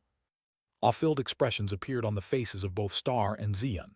They exchanged a glance, with excitement blooming in their eyes. Upgrade. They too already possessed the reduction skill. Originally, this was for solving the inconvenience caused by growing larger as their strength increased in daily life. After achieving this, they didn't pay it too much attention. But if upgrading this skill to 3 stars has such an effect, then they must upgrade it. It's just one 3-star skill scroll, they'll snatch it next time. We still have plenty of resources. Suran smiled, tapping on little black board. Let's continue. Xian and Star both turned their gaze towards Kankan. At this point, Star's evolution is only lacking one main material, and its priority in resource distribution is naturally lost. No, it shouldn't be said as lost, but rather, it's transferred to Kankan. Kankan showed a touched expression in its eyes. Without hesitation, it turned to look at the skill fragments and remaining skill fusion stones on little black board. Just upgrading one 3-star skill had such an effect, it couldn't wait to enhance its other skills. However, the next moment, seeing only 79 skill fragments, a touch of helplessness and frustration flickered in its eyes. One more and it could exchange for 2 2-star skills. Why was it so unfortunate? Zailu, I'll sell you the 2 I have left. Seeing Kankan's desperate gaze fixed on the skill fragments, Star took the initiative. Since it bought all the skill fragments, there were 2 it didn't use after completing its upgrade. Charming, you can sell them to me. Kankan widened its eyes, showing a surprised look. Zailu Tilda, give me 20 value points and these 2 skill fragments are yours. While speaking, Star glanced at Suran for further instructions. Although there had been an instance of borrowing money before, there has never been an instance of resource selling. Sure, Suran laughed and nodded. This development was quite good. Everyone exchanges resources, sometimes too many are exchanged. Charming deal. Seeing Suran in agreement, Kankan nodded without hesitation. With the trade successful, getting 81 skill fragments in one go, Kankan looked at Suran with expectancy. Charming, fuse covering the earth. Okay, Suran nodded and smiled. In his spare time, he had already chosen the right skills to fuse for Kankan. Now, he effortlessly opened the exchange list of the recycling function. Covering the earth plus muddy. Fusion success rate, 11.4%. Proceed with fusion. Yes, no. The skill covering the earth has strong defensive and reflective effects, but there is one major issue. During the execution of the skill, Kankan cannot move because it's enveloped in a rock-hard shell. Muddy is a 2-star skill that softens hard earth chunks and can quickly turn a solid land into a muddy field. The fusion of these 2 skills may solve the movement issue. Defense strength may decrease, but Suran decided to trust the system. Firing up the second chapter, let's go. Chapter 231, 150 setting off, Xian City. Looking at a high success rate that he hadn't seen in a long time, Suran chuckled. Although covering the earth is a strong 2-star skill, its fusion with another 2-star skill is still calculated based on the fusion probability of 2 2-star skills. So naturally, it is much higher than the fusion of 3 2-star skills. Now there's only one question. Could this inherent 2-star skill, as he had imagined, be upgraded to 3 stars solely by fusing with another 2-star skill? Surely he was about to find out. Without hesitation, he clicked on yes, and the new fusion began. 4 fusion stones went down, and a prompt for fusion success appeared in front of him. Covering the earth, starlight level plus. Giving body to fertile soil, starlight level plus. It's here. That familiar feeling is here again. Kankan widened its eyes, feeling the euphoria coming from its new skill and sudden power increase, its eyes now filled with delight. It has become stronger again. Charming this skill. This time, without Suran asking, Kankan had already taken the initiative to describe the details of the new skill.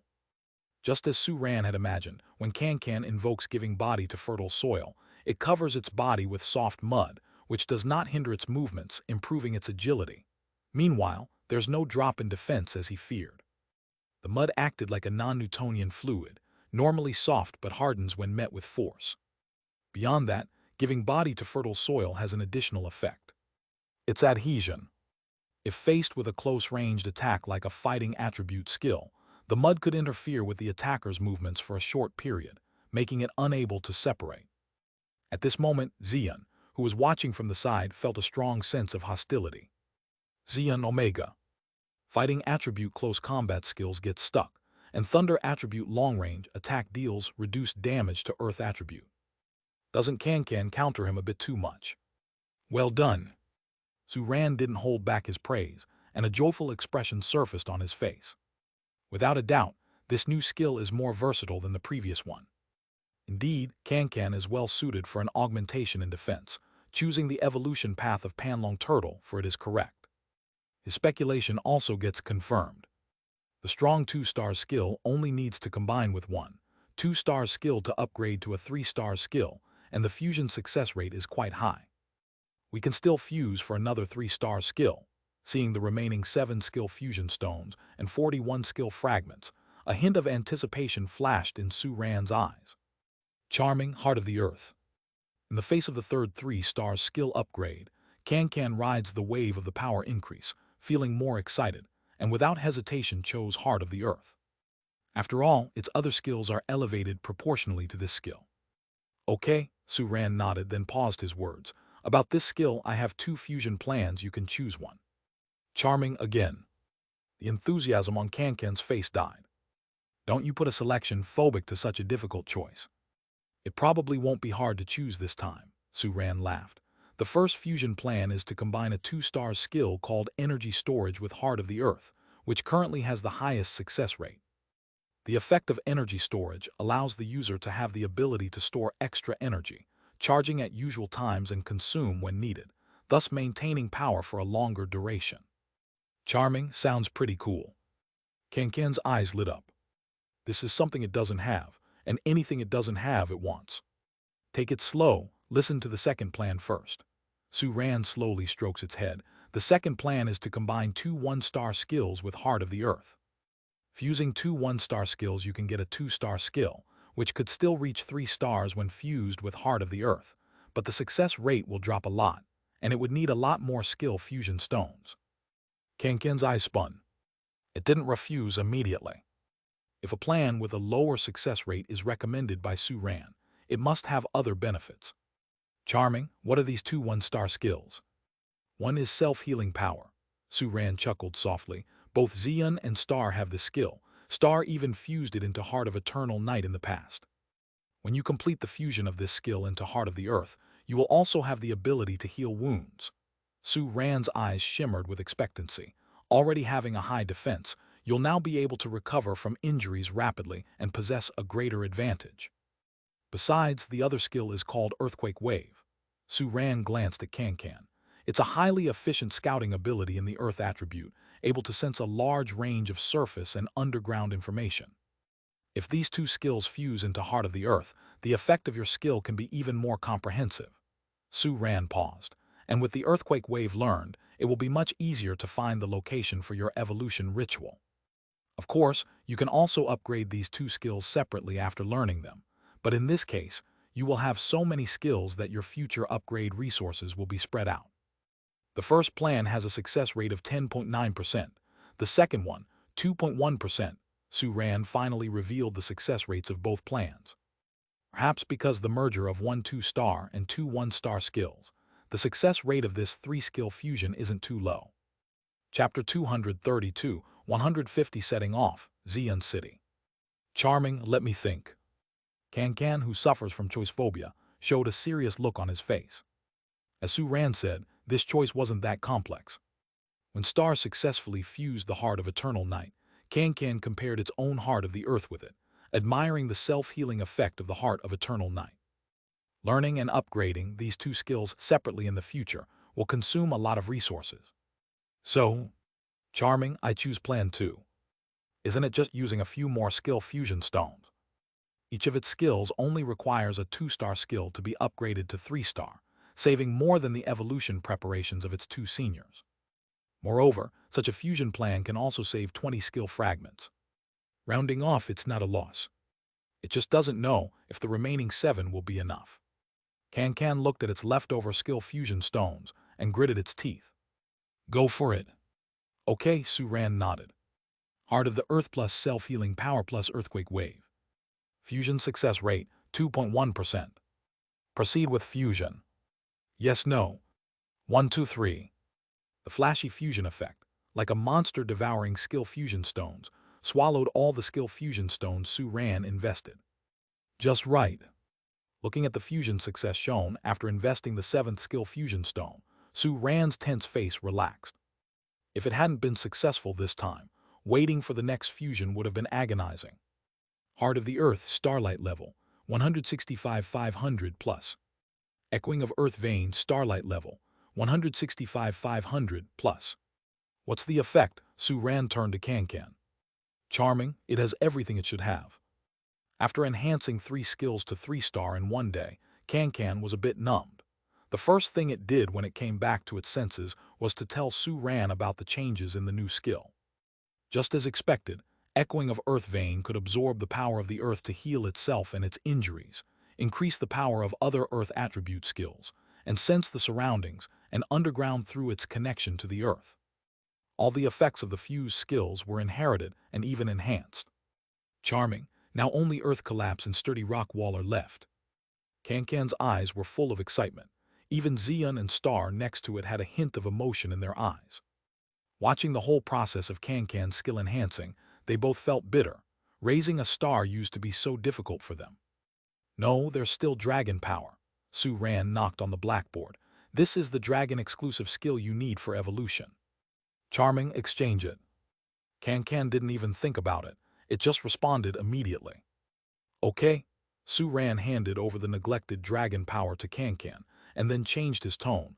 You have 2,265 value points left. Charming, is that all I have left?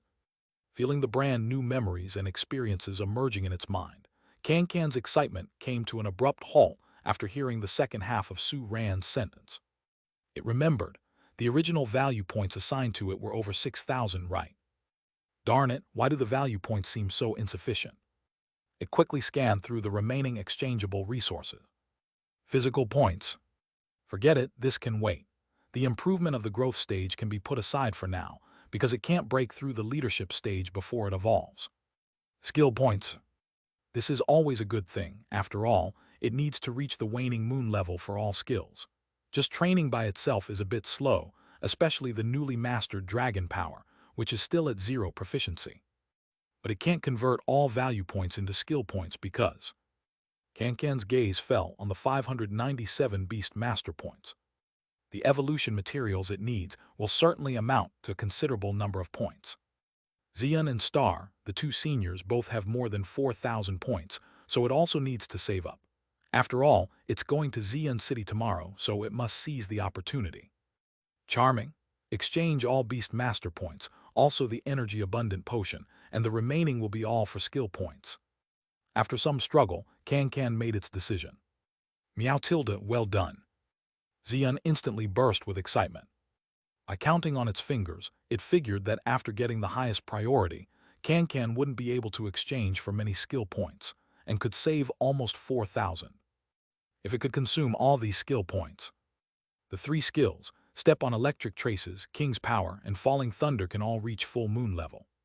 6 full moon level skills, who else could compete? Xilu tilde, I'll exchange for 2,000 skill points. Meow, what? Xian's triumphant expression instantly freezes, looking at Star with a heartbroken gaze. Can't you choose something else? Star gives an innocent look. Why are you looking at me, big sister?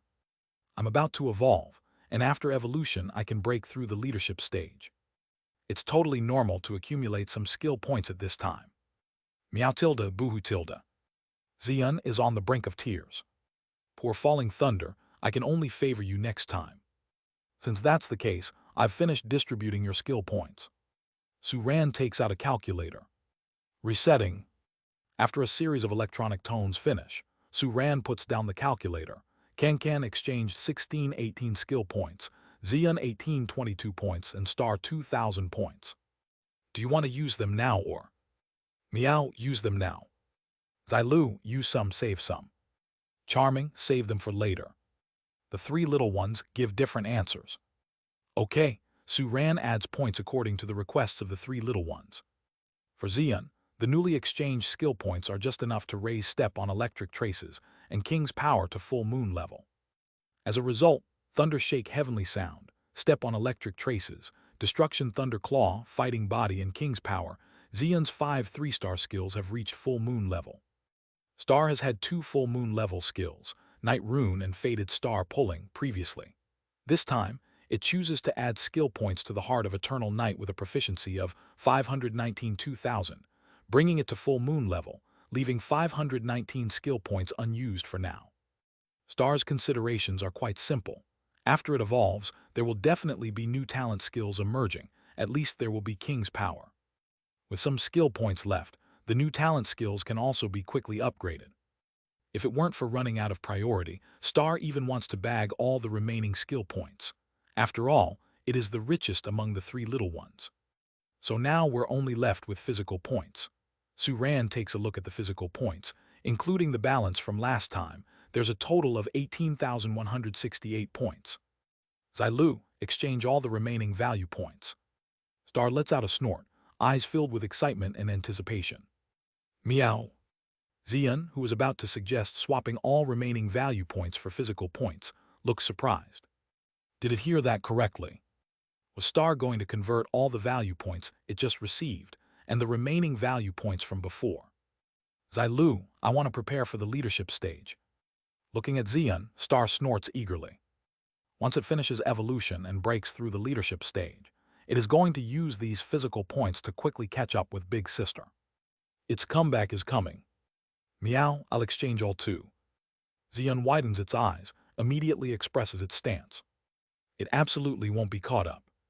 No problem, Suran smiles and starts adding points to Xian. Growth stage, leadership stage 19.3W30W+. Growth stage, leadership stage 19.8W30W+. Feeling the distant path to completing the leadership stage, Xian couldn't help but sigh. Thanks to the thunder beat it obtained from the remains of the giant beast, its power increased rapidly over the past week, gaining over 10,000 growth progress in just 1 week. But relying solely on thunder attribute could pose problems in the long term. After all, it is a dual attribute pet beast now. On the upcoming trip to Xian City, it has to exchange for resources suited to its fighting attribute. So after this round of distribution, we're left with this. Suran circles the final remaining items on the blackboard with a chalk. Physical points, 13,465 points Star. Skill points, 1618 points Can plus 519 points Star. Skill fragments, 21 Can. Beast Master points, 4686 points Xian plus 4433 points Star plus 597 points Can. This time, you all have completely used up your value points. Suran smiles. That's great, value points sitting idle will always remain value points. Only when they're put to use, they can quickly be translated into formidable power. It's getting late, let's go upstairs and rest. We will set off with Senior Gu first thing tomorrow. Meow tilde. Xilu tilde. Charming tilde. Responding to him were the eager voices of the three little ones. Writing the third chapter, full steam ahead. Chapter 233, 151, Beast Field No 97. Good morning, Boss Su. Early the next day, as soon as Suran arrived at the square in front of the Beast Master Association, he ran into someone he knew. Good morning. Suran glanced at Su Xiaoxiao, who had a vibrant and bright smile on her face. Are you also participating in this exchange? Yeah, Su Xiaoxiao nodded enthusiastically, holding Gu Ling's hand, and after looking around, she lowered her voice. Actually, I'm here because of connections. My family and Gu Ling's family are old friends, so Uncle Gu brought me along to broaden my horizons. Su Xiaoxiao chuckled. Happens to be during the holidays. It doesn't matter, I'm just going to have a look. Gu Ling wrapped her arm around Su Xiaoxiao's, her face carrying a smile of faint helplessness. This exchange has been converted to a challenge. I don't know if they will be grouped by the stages of the pet beasts. If not, my presence will just be for show. On this point, her contract power hadn't reached the second stage, just like Su Xiaoxiao, so there wasn't much difference between them. My father said, Boss Su, you have already broken through the third stage. Gu Ling glanced at Xian, who was following after Suran, showing a look of envy. That was fast. A bit of a fluke. Suran replied nonchalantly. Anyway, are there other people coming?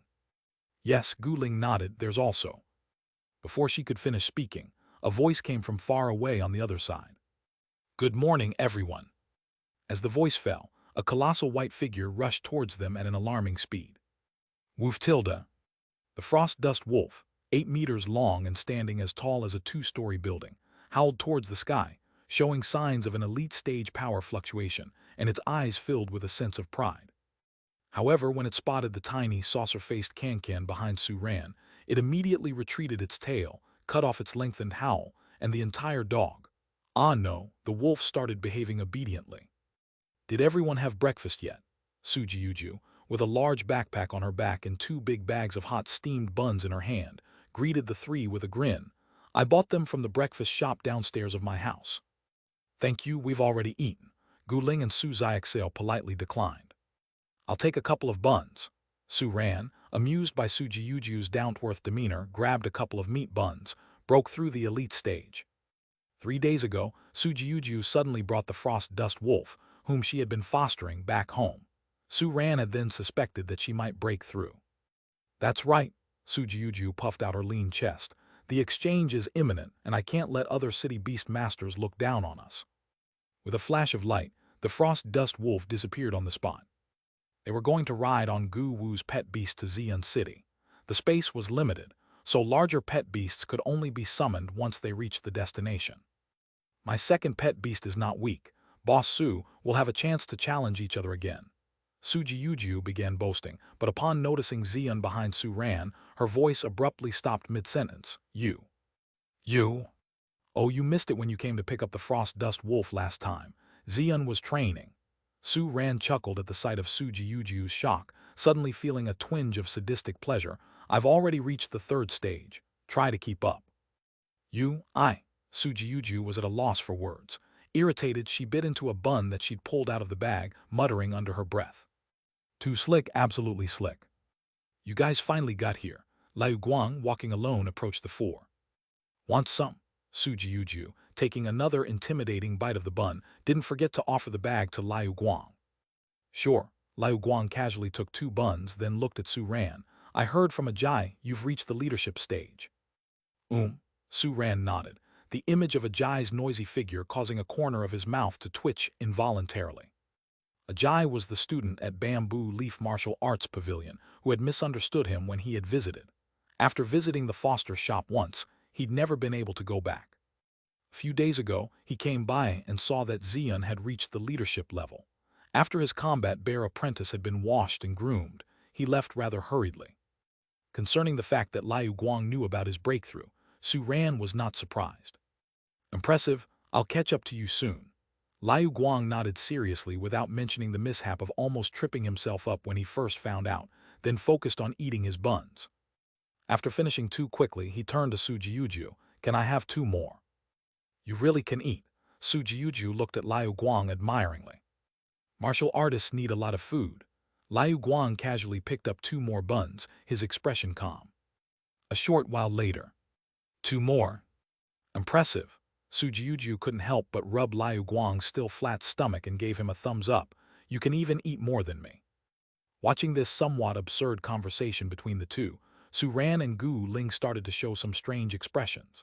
Su Xiaoxiao's mouth hung open slightly, looking curiously at Liu Guang's stomach from time to time, seemingly intrigued by his appetite. You're all here. The amused voice of Gu Wu came from inside the Beast Master Association headquarters. As he stepped out, 3 young men and 1 woman followed close behind. Let me introduce you. When he reached the group of 5, Gu Wu introduced the 4 people behind him, Zhang Ruming, Qiu Yangsheng, Shi Songnian, Mu Mengdan. Chapter 234, 151, Beast Field No 97. These 4 are Beast Masters who were selected by the association. They are under 25 years of age and possess relatively strong powers. During the new Beast Master Challenge, they already were elite-level Beast Masters and thus could not participate. They were chosen later through an internal selection process. This time, I will be taking you 9 to Xian City to interact with other young Beast Masters from various cities. It should be a good exposure. Once Gu Wu finished his speech, the 4 exchanged courteous greetings with Su Ran and others. Even when faced with the other 4 whose abilities were a notch lower than theirs, they didn't show any contempt. When it came to Su Ran, they portrayed more respect. Apparently, they were already aware that Su Ran had broken through to the leadership level. Moreover, 2 out of these 4 seemed familiar to Su Ran, most likely being customers who had visited the Foster shop in the past. Once the 9 men were familiar with each other, Gu Wu cleared his throat. Have you brought everything you need? Send any larger pet beasts home now and summon them when we reach Xian City. Everyone nodded in unison, indicating they were ready. The next moment, a dazzling hexagram star array appeared behind Gu Wu. Amid a sudden violent wind that swept across the whole square, a giant dragon covered in black scales, 15 meters in length, flew out with a flap of its wings. Tilda, still not as big as me. Xian quickly covered Cancan's mouth, who had just murmured under her breath. My goodness, would you kindly shut up? Looking at the red-eyed demon dragon turning its head towards them, a twitch appeared on the corner of Xian's mouth as she sighed. I am so tired, it seems to be a struggle without me at home. Come on up.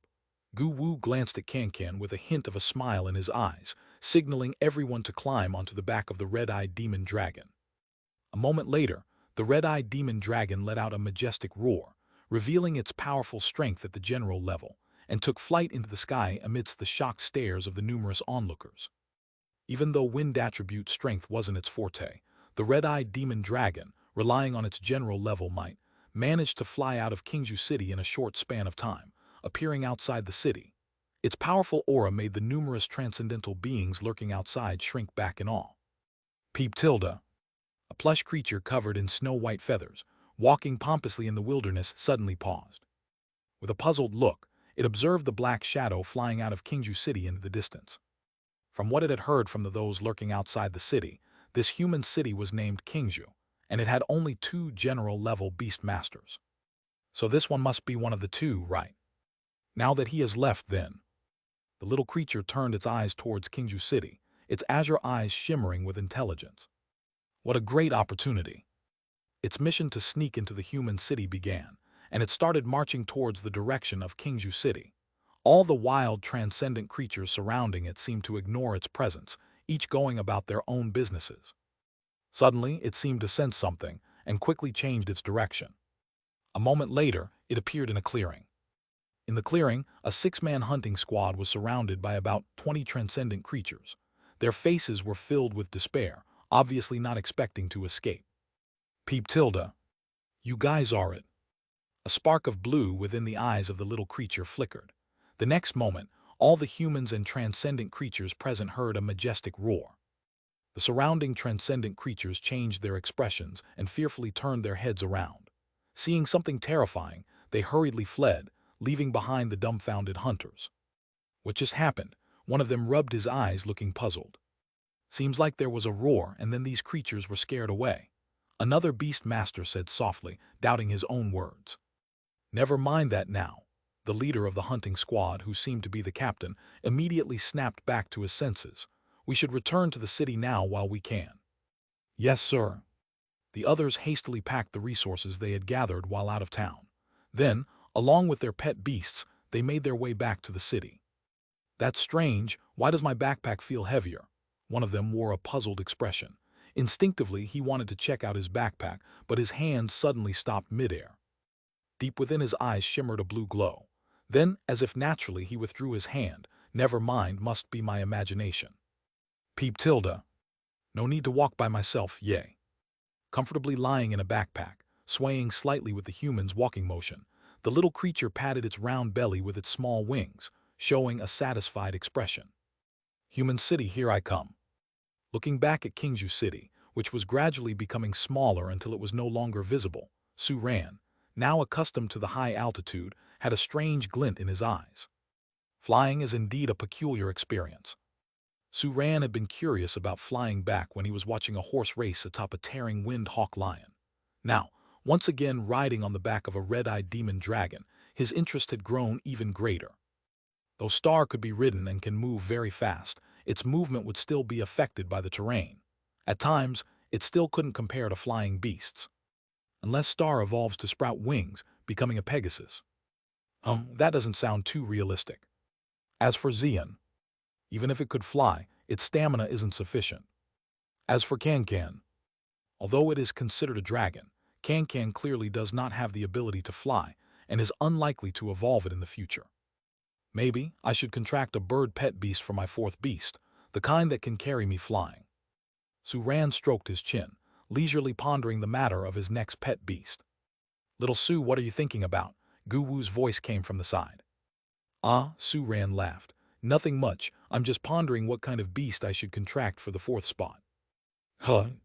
Because, after shrinking, the three little ones who were small enough to sit on the red-eyed demon dragon with Sue Ran all pricked up their ears. "Our next companion. Is the beast master already considering this?"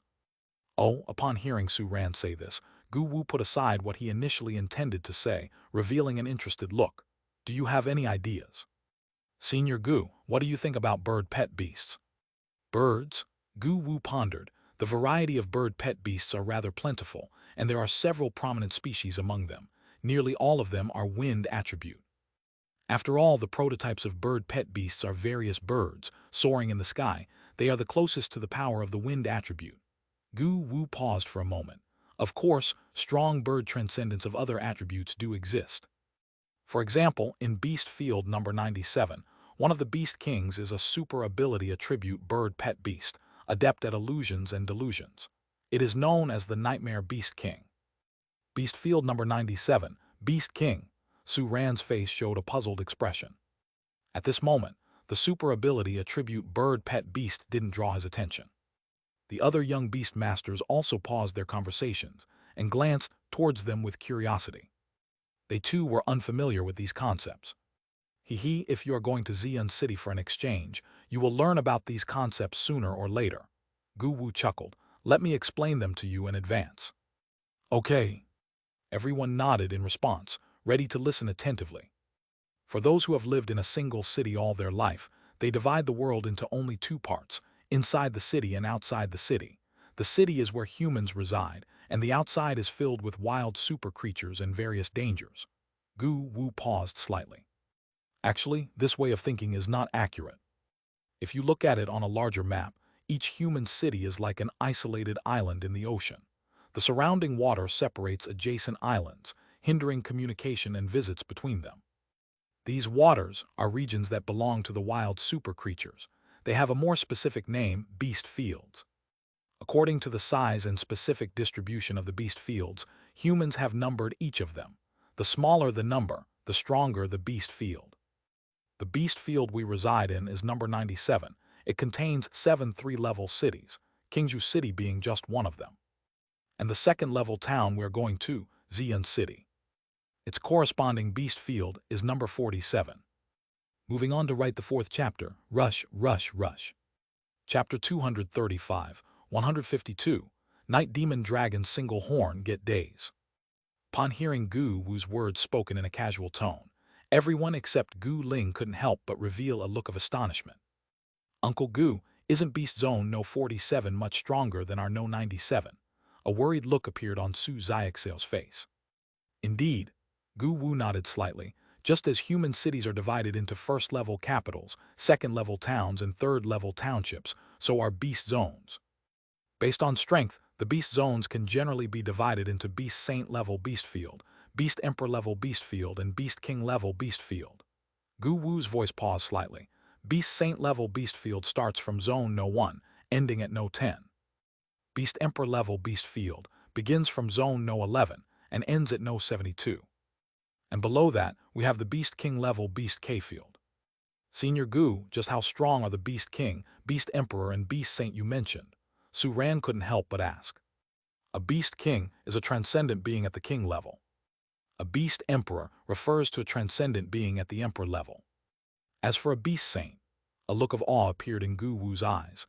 That's an ultra-transcendent being at the Holy Spirit stage, a height that can only be reached by completing 3 evolutionary transitions, and is known to be the most powerful existence. 3 evolutions. Panicked expressions appeared on everyone's faces. King, Emperor, Holy Spirit. Are these the 3 stages of evolution for species above the leader level? Su Ran couldn't help but look at the 3 little ones. The evolution path of the Holy Spirit race is a golden item. For now, the odds of him obtaining one are basically non-existent. To reach that level, both the pet beasts and he himself need to continue working hard. We've digressed a bit. Seeing the shock on the faces of the young behind him, Gu Wu cleared his throat and effortlessly brought the topic back on track. In short, Beast Zone No 47 is indeed very strong, but there are also powerful beastmasters among humans confronting them.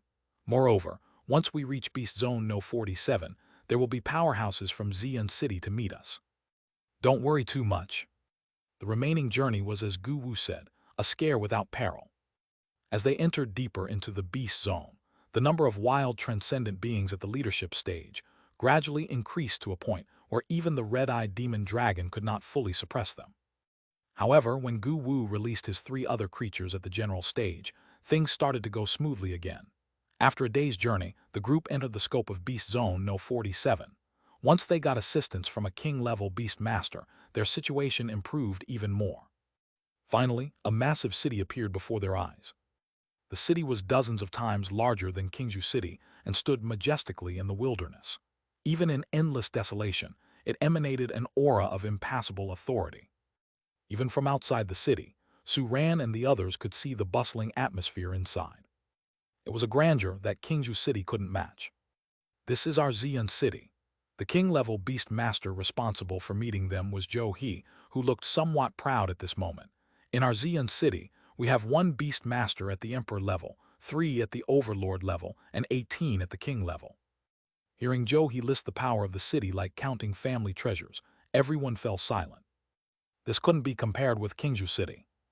Even among third-level townships, Kingju City was at the bottom in terms of strength. And Xian City. An overlord-level beast master can already serve as the city lord of a second-level town. Gu Wu spoke slowly. Among the nearby second-level towns, Xian City is the strongest. Indeed, Zhou He chuckled, on this occasion we have also invited beast masters from the other second-level towns. You will see. Even among second-level towns, there is a disparity in strength. Other second-level towns are also coming. Gu Wu's eyes revealed surprise. This was not mentioned before. They volunteered. Zhou He's eyes showed slight disdain. Perhaps they didn't want us to corner all the third-level towns. Gu Wu's eyes flickered, and he said no more. It seemed there was more to the situation than he knew. Senior Zhou, can I ask you something? Su Ran didn't care who came. He only had one concern. Does the Beast Master Association in Xian City have single horns of mature night demon dragons for exchange? Single horns from mature night demon dragons. Zhou He thought for a moment and chuckled. Plenty. Some time ago, a formidable person wiped out a nest of night demon dragons. There were quite a few at the king and general stage, which caused quite a stir when they were brought back to the association. Could it be Lin Gong? Gu Wu seemed to think of something, his expression shifting slightly. Right, it was him. Zhou He glanced at Gu Wu. It seems you know him. Yes, we've had dealings before. Gu Wu nodded, admiration in his eyes. In Xian City, he is the only one to break through to the king-level beast master before the age of 30. Lin Gong He. Su Ran quietly remembered this name. Thanks for the resources, returned by Big Bro Star. He turned to look at Star, revealing a teasing smile. Soon, very soon. Lin Gong left the city again a few days ago. Zhou He smiled. I wonder what surprise he will bring back this time. Let's not talk about this, let's go down. As the group chatted, the red-eyed demon dragon landed outside the towering gates of Xian City. Unlike Kingju City, the gates of Xian City were massive, so high that one had to look up just to see the top.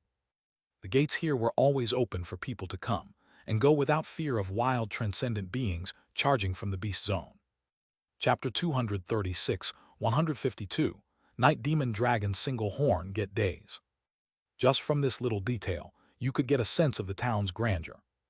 Once inside the city, even the ordinary citizens spoke with a sense of ease and confidence that Kingju City lacked, leaving those who had never left Kingju City awestruck. Even Su Ran, who had seen grandeur in his previous life, couldn't help but marvel when he learned that the bird pet beasts carrying parcels in their claws were specialized in delivering packages and takeouts. He had never seen such a sight before. In a state of constant awe, Gu Wu led 9 people to the hotel arranged by the association. We are a little late, the timing is a bit rushed. Gu Wu shook his head slightly. The distance makes communication more difficult. It's 7 in the morning now, and the exchange event starts at 10, so everyone quickly drop off your luggage. The food area is right downstairs where you can serve yourself. We'll meet up at the hotel lobby at 9. Okay, everyone responded and then entered their rooms with their room cards and luggage. Ka.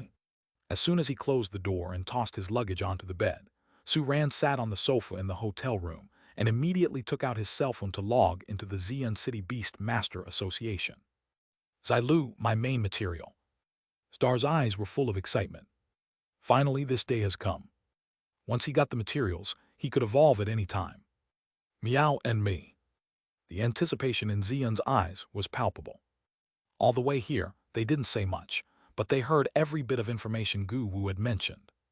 They still had a long way to go before they could reach those powerful beings.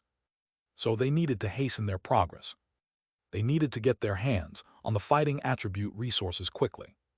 Charming, check if there are materials for my evolution. Ken was also anxious. Have more points for exchanging what he wanted in Xian City.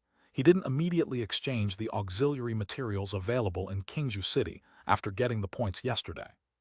After all, he would have chances to get those items later. Don't worry, I need to authenticate first since I'm a foreign beast master. Su Ran gave a helpless smile, quickly completed the authentication process, and entered the points exchange page. Found it. A moment later, Su Ran's eyes lit up, pointing to a slender black single horn. This is it, the single horn of a Dark Knight demon dragon at the martial level.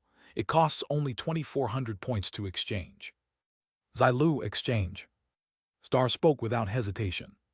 You still have 33 points left. We can also exchange for some new resources to be absorbed after you complete the evolution, Su Ran suggested. Star had no objections to this proposal.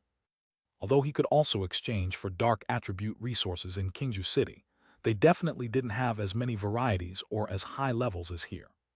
And, the dark attribute energy blocks only cost 9 points. Comparing to the resources prices he knew, Su Ran was surprised to find that the resources here were generally cheaper than in Qingzhou City. Meow, we're at a loss. Xian made an expression of profound regret. If it had not used its points and saved them to exchange here, wouldn't it have saved a lot? It's okay, we'll have chances in the future. Su Ran patted Xian's head in comfort. Considering the tendency of his system tasks, it probably wouldn't be long before he opened a branch here, so he won't lose too much if he exchanged his resources here. Let's exchange for this. Soon, Su Ran exchanged an item for Star priced at 1,800 points, called Star Refining Dark Stone, which was a martial-level dark attribute resource. Then he exchanged for some miscellaneous resources, clearing out all of Star's points. Charming, it's my turn now. Ken looked at Su Ran expectantly. Let me see. Su Ran looked through all the resources for exchange and his expression gradually became strange. Ken. Charming, what's wrong? The good news is that all 6 materials you need for evolution are here. Su Ran paused. The bad news is they're a bit expensive. Your points can't cover it. The King Stage Blood Essence from an Earth Attribute Dragon here only costs 400 points, which is really cheap. But you can only afford this one and 3 auxiliary materials with your points. The remaining 2 main materials together cost exactly 3,000 points. Can. \* symbol A4A6 Lao letter EB4 symbol A4A6 Lao letter EB5. Xian looked at Can's pitiful appearance and suddenly seemed to hesitate. After pondering for a moment, it tentatively opened its mouth. Meow, what if I lend it to you? Charming, really? Can's eyes lit up in an instant. If they could gather all the needed evolution resources in one go here. Charming, next resource allocation, I'll repay you with 3,000 value points. Meow tilde, better get it exchanged now before I change my mind. Xian was clutching its rapidly dwindling money bag, looking pitiful, weak, and helpless. I'm going to exchange it then. Seeing Xian in such a pitiful and adorable state, Su Ran consoled. Don't worry too much. Didn't Senior Gu say that defeating a leadership-level beast master in a contest would be rewarded with general stage resources? We can choose fighting attribute ones, or exchange them for beast master points. Meow tilde, that's right. Xian nodded its head, seeming somewhat pacified. Its eyes gradually became sharp. No one can stop it from getting resources. All right, we've got all of Can's evolution materials now. Su Ran quickly finished the exchange, then opened the exchange list for fighting attribute resources. Xian still has 1,686 points left. Let's see if there are general stage resources of this price. Charming, big sis. Can's eyes welled up. Hold your tongue. From now on, its loyalties lie solely with Big Sis. Meow, remember to pay me back. Xian licked its paw and looked at Su Ran's phone with anticipation in its eyes. Every bit counts. This one is pretty good. Su Ran quickly found a martial-level resource called Resonance Bead. It can keep the wearer in a state of resonance to rapidly increase their fighting attribute. Its price is 1,600 points, just enough for an exchange.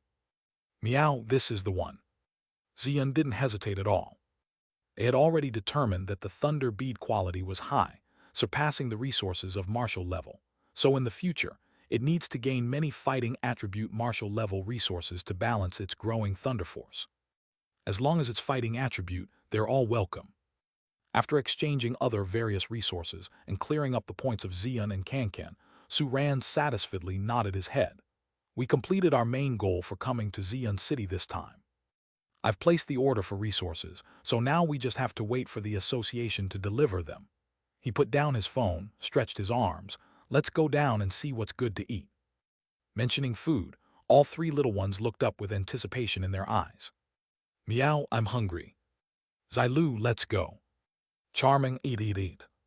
The human and his three pets quickly packed up their belongings and rushed downstairs. As soon as they got to the dining area, they saw two familiar figures. Sujiuju was voraciously eating a drumstick, her lips smeared with grease, and she was busy chewing with her puffed-out cheeks. Across from her sat the devoid of expression Liu Guang. Comparatively, Liu Guang's eating style was slightly more normal, but plates piled high around him suggested otherwise. Next to them, the 8-meter-long big dog was wolfing down from its food bowl. There were also Liu Guang's brawl bear apprentice and the vigorously beetle, along with another pet beast that Su Ran had not seen before. When that gray-colored pet beast lifted its head upon hearing the noise and looked over, Su Ran couldn't help but laugh. Isn't that Bro Badger? You're here.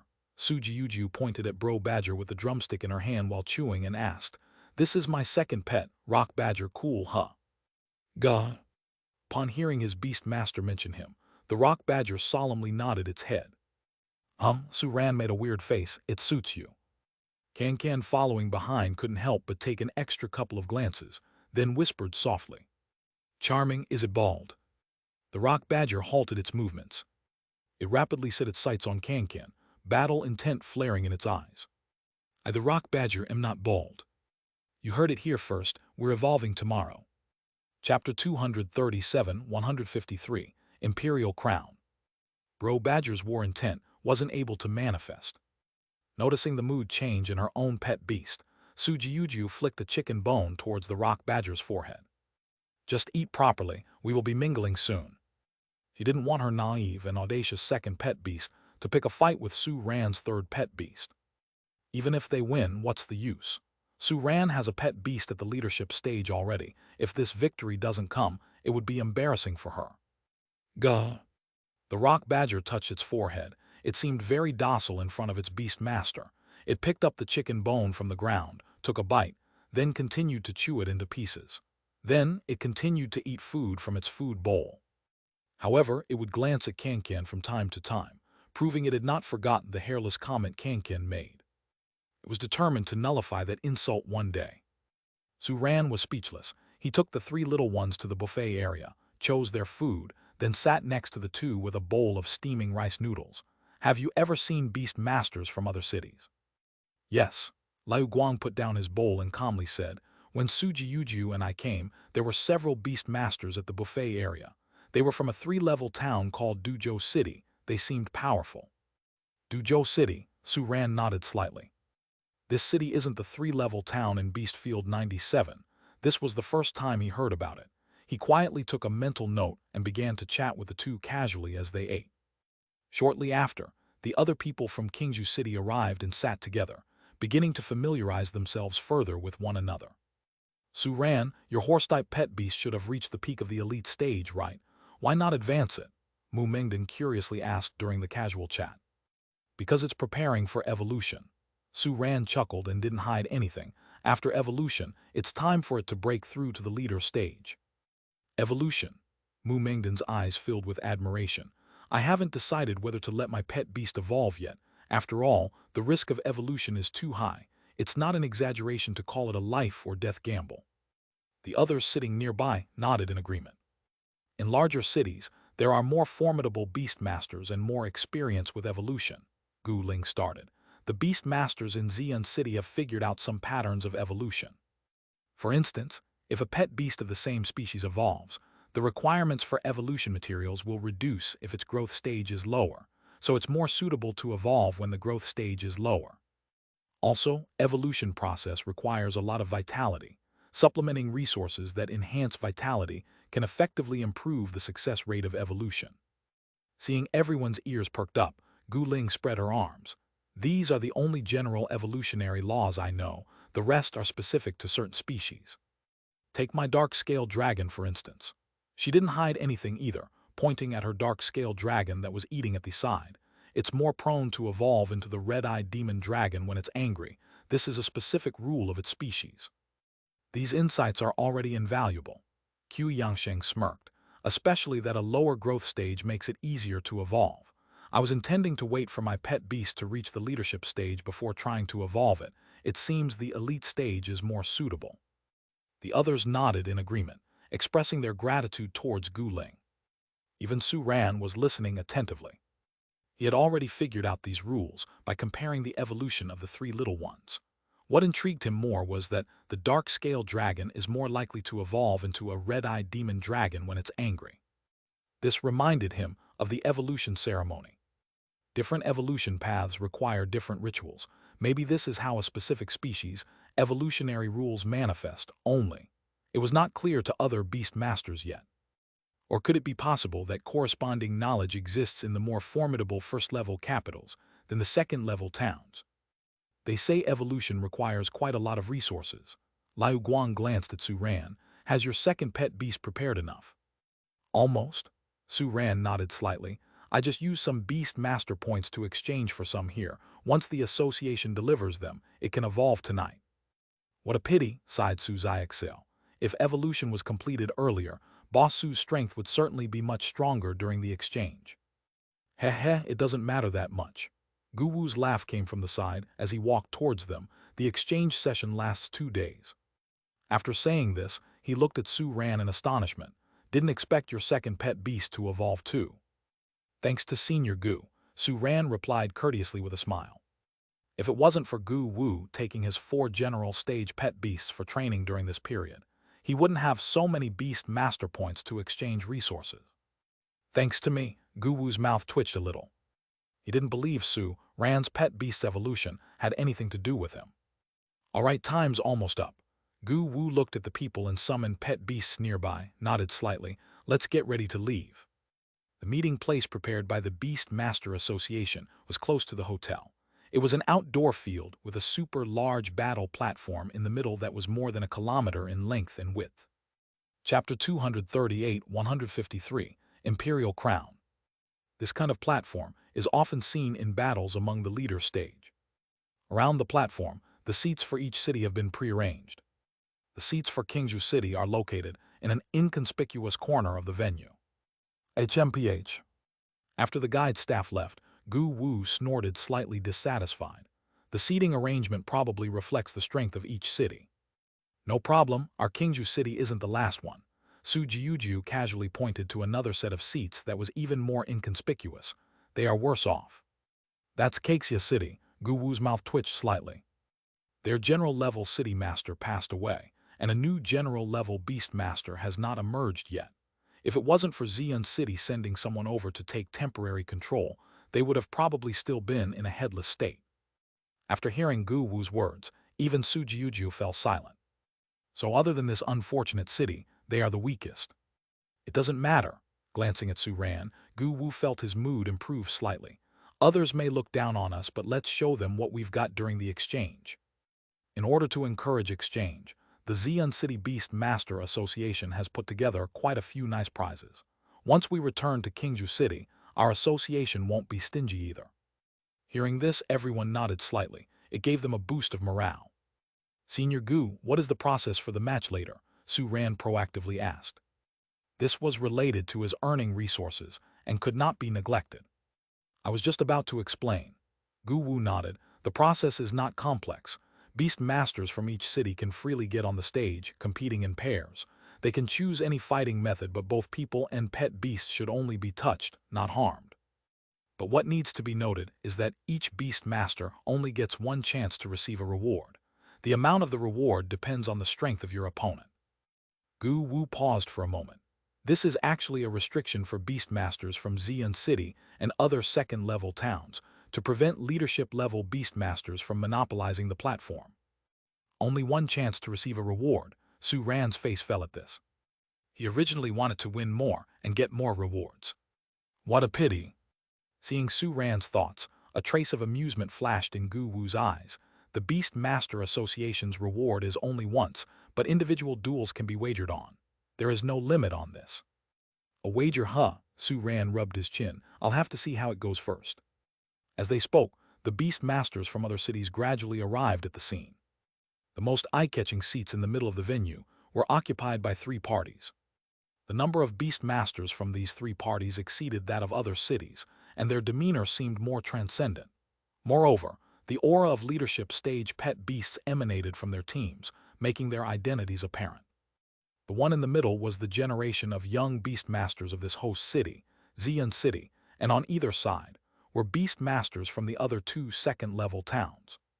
On the left is Kangsu City, and on the right is Juling City, Gu Wu introduced. As the beast masters from these 3 second-level towns arrived, a deep, infinitely majestic chant descended from the sky, bringing an unparalleled air of authority. The slight noise in the venue abruptly stopped. The hundreds of young beast masters who had arrived were all gazing in awe at the figure slowly descending from the sky. It was a tiger, 100 meters long, with 2 pairs of wings on its back and black lines all over its white fur. The single horn on its forehead, short and sharp, seemed capable of ripping through space. It gave off palpitations-inducing fluctuations, and around it surged immense power. Looking at it was like staring at a vast ocean. Roar!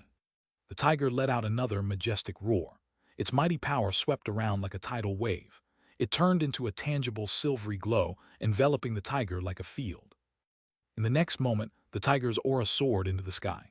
The space at this point produced countless small cracks. Even the power field that the tiger itself established tore apart, forming a huge hole above its head. The force of the realm converged crazily towards the round hole, as if to fill the void. However, under the surging momentum, it was unable to advance an inch. Ultimately, under the shocked gaze of the crowd, a heart-throbbing ring of energy formed above the tiger's head. It was as if a crown was being placed on its head. 4-star skill, Imperial Crown. Gu Wu spoke in a deep voice. Just as the king species have the king's power, this is the exclusive power of the emperor species. Senior Gu, is this a pet beast of the emperor stage? Su Ran asked, taking a deep breath. In his arms, Xian's fur stood on end, and its pupils drastically contracted. Despite its evolution to the king species, it still felt a dual suppression of power and life level from the terrifying tiger above. No, this is the overlord stage. Gu Wu shook his head slightly. From the leader species, each evolution increases the growth stage limit by 2 stages. The previous stage is known as the transition stage, as it is certain to break through to the next stage over time. The Overlord stage is the transition stage belonging to the Emperor species. Gu Wu paused. The one who came is Vice President Yu Shengjiang of the association. A transition stage. Su Ran nodded slightly. He knew that there was a general stage between the leader stage and the king stage, and an overlord stage between the king stage and the emperor stage. But he was hearing such a clear distinction for the first time. So there should also be an unknown growth stage between the emperor stage and the Holy Spirit stage. Su Ran comforted the 3 little restless ones and looked up at the unbeatable tiger in the sky. He had a vague feeling that just one such transcendent being was enough to destroy the entire Kingju city, and no one could resist it. Is the Overlord stage already this powerful? The shocked expression slowly faded from his eyes, and in its place came anticipation and longing. Sooner or later, he too would reach such a level or even higher. The momentum surrounding the tiger only lasted for a moment. With the tiger landing completely, its breathtaking power receded completely, making it unnoticeable. The crown signifying its power above its head also disappeared at this moment. But that shocking scene had already eternally embedded itself in the hearts of all the beast masters present. A 2-meter-tall man, resembling an iron tower, leaped down from the tiger's head and landed in the center of the field. Kids, you weren't scared by my four-winged black tiger, were you? I, Yu Shengjiang, Vice President of the Xi'an City Beast Master Association, on behalf of the association, welcome you all. Yu Shengjiang laughed. I'm a straightforward person, so let's start the exchange now. Defeating an elite-level Beast Master gives you either 1 leader stage resource or 400 Beast Master points. Defeating a leadership-level Beast Master gives you either 1 general-level resource or 2,000 Beast Master points. Whether it's a proactive challenge or being challenged, everyone gets the opportunity to be rewarded once. If you defeat multiple people, the reward will be based on the strongest opponent. In addition, I'll throw in an extra reward. Yu Shengjiang grinned, taking out a jade-like resource emitting a soft white light, a heavenly spirit stone to speed up meditation training. Whoever goes on stage today, regardless of outcome, will receive one as a reward. As Yu Shengjiang's words fell, the beast masters who originally wanted to wait and see quickly became agitated. This is a not-so-minor temptation for any beast master, especially the ones from 3-level towns who have never seen this kind of resource. They were rubbing their hands in anticipation. Soon, a beast master stepped onto the stage and issued a challenge. Biwu City Zhaoyi, elite-level beast master, who wants to spar with me? I will. As his words fell, another beast master jumped onto the stage on the other side. Without a referee, both of them summoned all their pet beasts and quickly began fighting. I'll get on the stage later too. On the side of Qingzhou City, Su Jiujiu was eager to try. Her small fists were clenched on her thighs. Su Ran, when will you make your move? No hurry. Su Ran rested his chin on his hand as he watched the beast masters spar. When the leadership stage goes on stage, then I'll make my move. Chapter 2 is being written. Let's go. Chapter 239, 154, Star Evolution. Time passed by minute and second. Each time a pair of beast masters finished their duel, Yu Shengjiang would cheerfully hand out 2 heavenly spirit stones, and also deliver the reward for the winner. As one reward after another was given out, the atmosphere in the audience became increasingly heated. Even the losers, their spirits lifted somewhat after receiving the heavenly spirit stones. This made Gu Wu, who had originally complained about the duel, show a much better-looking expression. The beast masters from other parts of Qingzhou City were also infected by the lively atmosphere. Watching the beast masters from other cities show off their impressive powers, they couldn't resist to step onto the stage one by one. Even Su Xiaoxiao and Gu Ling, who were still at the transcendent level, went on stage to duel with other beast masters, and finally returned to their seats with heavenly spirit stones. Su Ran was still waiting. Since he could only get a reward based on the strongest beast master he defeated, Su Ran naturally opted for a leadership-level beast master. The extra battles could be avoided.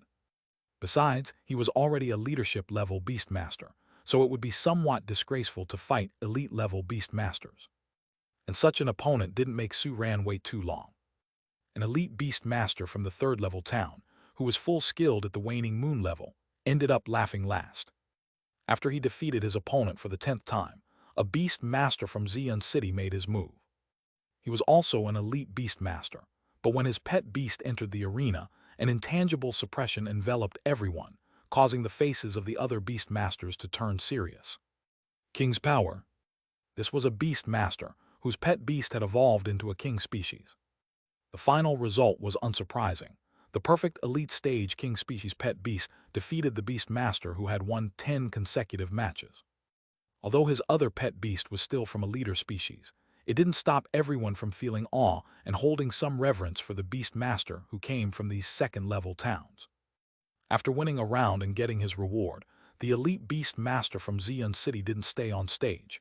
He looked at his camp and then calmly stepped down. Before other beast masters could step onto the stage again, another beast master from Xi'an City came out. Seeing the 3 powerful pet beasts following him closely, the atmosphere in the audience fell still. This was a leadership stage pet beast. It's finally coming. The faces of the beast masters from the 3rd-level towns were tense. They had heard that in the 2nd-level town, it was not uncommon for beast masters to reach the leadership stage before the age of 25, and they knew they would meet such in this exchange. They didn't expect to actually meet such an opponent here. Considering the chasm-like gap between the elite stage and the leadership stage, Was there a beast master from the third-level towns who could defeat such an opponent? Their gazes landed on the still calm beast masters on both sides of Xian City. Perhaps only the beast masters from the other two second-level towns were capable of competing, right? The beast masters who didn't get a chance to go on stage before were regretful, because they probably wouldn't have a chance to go on stage from this point forward. Xian City, Yiheaming, the beast master who came out bowed to the audience under the stage. A modest beginning. Is there anyone willing to duel with me? There was silence in the field. Tusk, it's just as expected. Sitting on the seat of Xian City to the left, a flamboyantly dressed young man lowered his voice and laughed. Xian City really is. If we don't join in on the fun, I'm afraid it's going to be a cold scene, right? The other third-level towns are weaker in momentum. Next they will be at the mercy of Xian City. Isn't this what they want? Said a beautiful woman sitting next to the young man calmly. They are overstepping their bounds, not only trying to win over the nearby third-level towns, but also reaching out for other third-level towns in the beast field. We naturally have to stir up the situation and show our attitude. In that case, I'll go down and meet this guy. The young man sneered, his gaze towards Yiheaming contained some scorn. He seemed self-aware, knowing that he's just a brick. A leadership level without even one king species pet beast, huh? The young man was about to stand up but was stopped by the beautiful woman. Someone is going up. The beautiful woman watched as a youth walked out from the seats of Kingju City. Her eyes lit up with surprise. A small place actually has such a genius. Kingju City, Su ran. In the eyes of everyone, Su ran calmly stepped onto the stage, mimicking Yiheaming's earlier gesture. He bowed to him. The light in Yiheaming's eyes flickered for a moment. In his anticipation, there shouldn't be anyone from the third-level towns who could step onto the stage to fight him. Then, the other two second-level towns would probably send leadership-level beast masters to spar with him so as to gauge the depth of these towns. Unexpectedly, things didn't go quite as he expected. Looking at the three pet beasts following Su ran, Yiheaming's gaze finally settled on Xian. Feeling a sense of danger coming from Xian, his pupils contracted slightly. It really was the leadership stage. From where Su ran walked out, it seemed that Kingju City wasn't a very impressive third-level town, and it was almost at the bottom. Unexpectedly, such a place could produce such a young leadership-level beast master. However, a hint of disdain flashed in Yiheaming's eyes. Of the three pet beasts, only one of them has advanced. Chapter 240-154, Star Evolution. The combat power of the other two can be disregarded. Is that it? This is a free-for-all challenge, with no restrictions on the means of battle ready. My three leadership stage beasts can suppress them easily. Well, the purpose of my appearance is to demonstrate the gap between a second-level town and a third-level city. Since they dare to come up, let them know that there is a difference even between beasts of the leadership level. All right, come on. Yiheaming gave a low shout, and the three pet beasts behind him were ready for battle. Next, he would go all out and deal with his opponent as quickly as possible. On the other side, Su ran and Xian were also communicating secretly through contractual sensing. Are you sure you don't need Star to help? Meow, no, a mere three unevolved leadership stage beasts, easy to defeat. Meow, you guys just watch I do it alone. Xian, who was preparing to attack, was very rebellious and arrogant.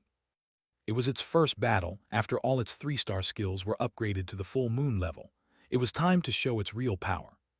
All right then. Seeing Xian's insistence, Su ran, Star, and Kankan silently retreated 2 steps back.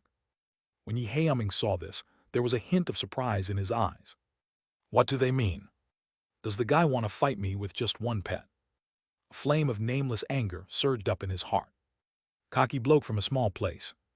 Then don't blame me for being rude. The angry intent of the beast master was perceived by the 3 leadership stage pet beasts, and they were all fired up and launched an attack towards Xian. At the same time, all 3 of them charged towards Xian. One of them was enveloped in red flames, and it spewed out a magnificent pillar of fire when it was 100 meters away from Xian. The pillar of fire swept towards Xian like a cannonball. Even before it arrived, the waves of heat caused the surrounding air to expand rapidly, distorting the light and shadow. Fire attribute 2-star skill, later named Waning Moon Class, Red Flame Cannon. Another was filled with an invisible terrifying power. Every time it took a step, it would silently leave a dent in the extremely hard fighting platform. Its figure moved at lightning speed towards Xian, reaching him in the blink of an eye. It raised a sharp claw, each claw tip like a blade that could cut through anything. Tearing through the air, it erupted in a sharp whistle as it attacked Xian. Fighting Attribute 2-star skill, Waning Moon class, Shattering Claw. The last pet beast was a bird. A green storm wrapped around it as if it were an arrow tearing through space, shooting swiftly towards Xian. Its speed was only second to the fighting animal pet. Its figure seemed to pause as it paused in midair. At the same time, its wings flapped hard, sending feather blades like knives flying, blocking Xian's escape from all sides. Wind Attribute 2-star skill, Waning Moon class, Wind Blade.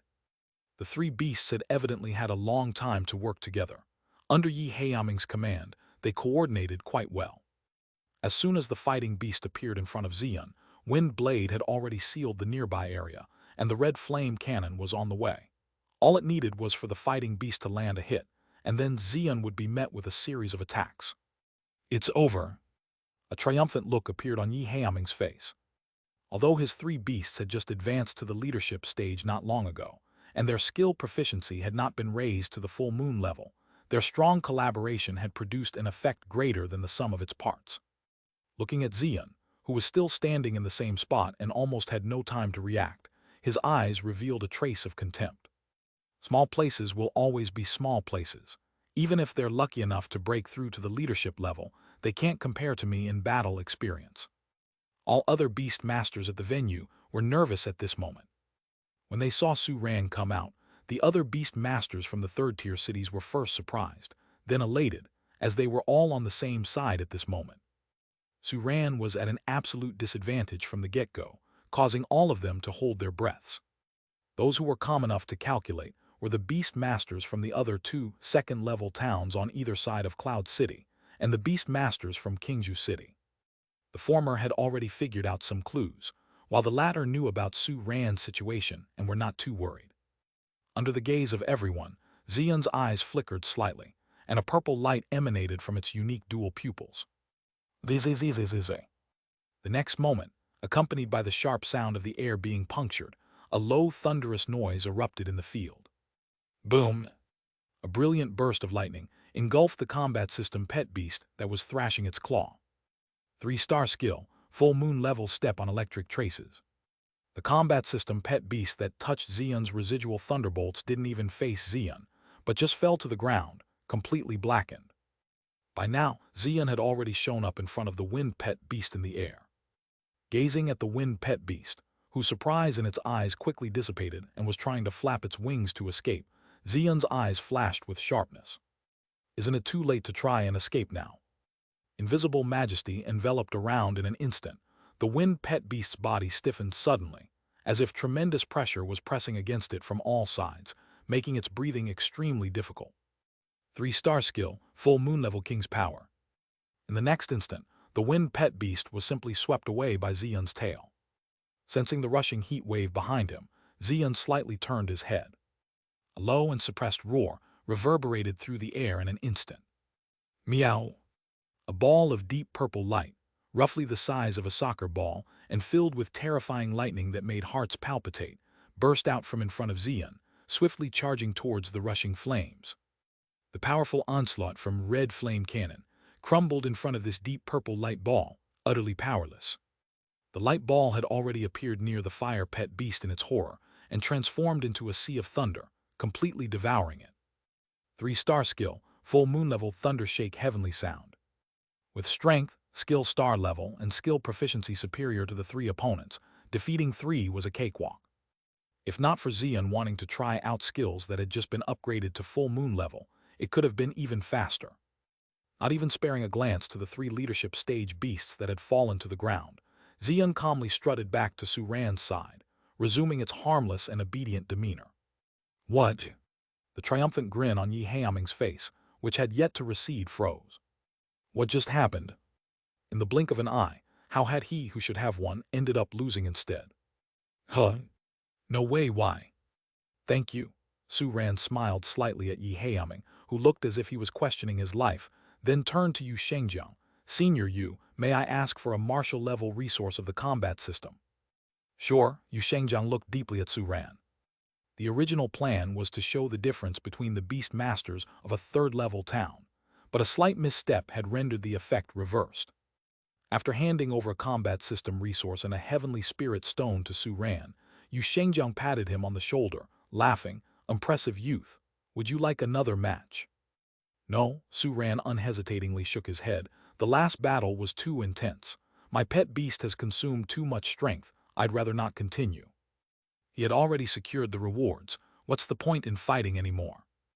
Upon hearing Su Ran's words, Yu Shengjiang's smile stiffened momentarily, while Yi Heiyaming seemed even more frustrated. Too intense, too much strength used. Do you even believe what you just said? Though he wanted to send another, more powerful beast master to defeat Su Ran, keeping him for now seemed inappropriate. As he watched Su Ran walk away with ease, Yu Shengjiang could only shake his head and say, "The exchange continues." Elsewhere, after returning to his seat with the resources, Su Ran turned to Gu Wu. "Senior Gu, I'm going back to the hotel first." "Okay, you can go," Gu Wu answered, looking somewhat perplexed. It might be for the best that Su Ran left. Otherwise, he might be killed by the onlooking beast masters of Xian City through their stairs alone, right? Watching Su Ran's retreating figure, Gu Wu's face broke into a smile. That was satisfying, so satisfying. Back at the hotel, before Su Ran had a chance to check out what the combat system resource Yu Shengjiang gave him was, he received another piece of good news. The exchanged resources had arrived. But of course, the logistics of a big city are truly fast, sighed Su Ran, turning to look at the overly excited Star. "Next, we need to prepare for evolution." Chapter 241, 155. Mad Dash Under the Moonlit Night. First, let's check the resources tilde. After receiving the alloy box containing all the resources from the hands of the powerful distributor, Su Ran, along with the three little ones, elegantly came to the hotel room and started to check them from the opened alloy box. Just one look, and Star saw what it had been longing for day and night, the Night Demon Dragon's single horn. "Zailu, this is it." Star's voice was filled with excitement. All the preparations for the evolution had come to an end. It was time to undergo the final transformation. It had already felt the power that, without deliberately increasing, was still getting stronger, hiding within its body. If it was delayed any further, it might really not be able to hold back the advancement. No time to lose. Let me see. Su Ran held the single horn, about 1 meter in length, in his hands and carefully felt it. The texture of the horn was not quite what he had imagined. He initially thought a dragon's horn should be hard, even covered with layer upon layer of keratin, extremely rough. But the feel of the Night Demon Dragon's horn was quite smooth, and it felt great to touch. Of course, what's more important is the powerful dark attribute power it harbors. This thing obviously isn't food. Su Ran glanced at it and handed it over to Star. "I'll hang it on you later, and you can use it to complete the evolution." "Zailu, good."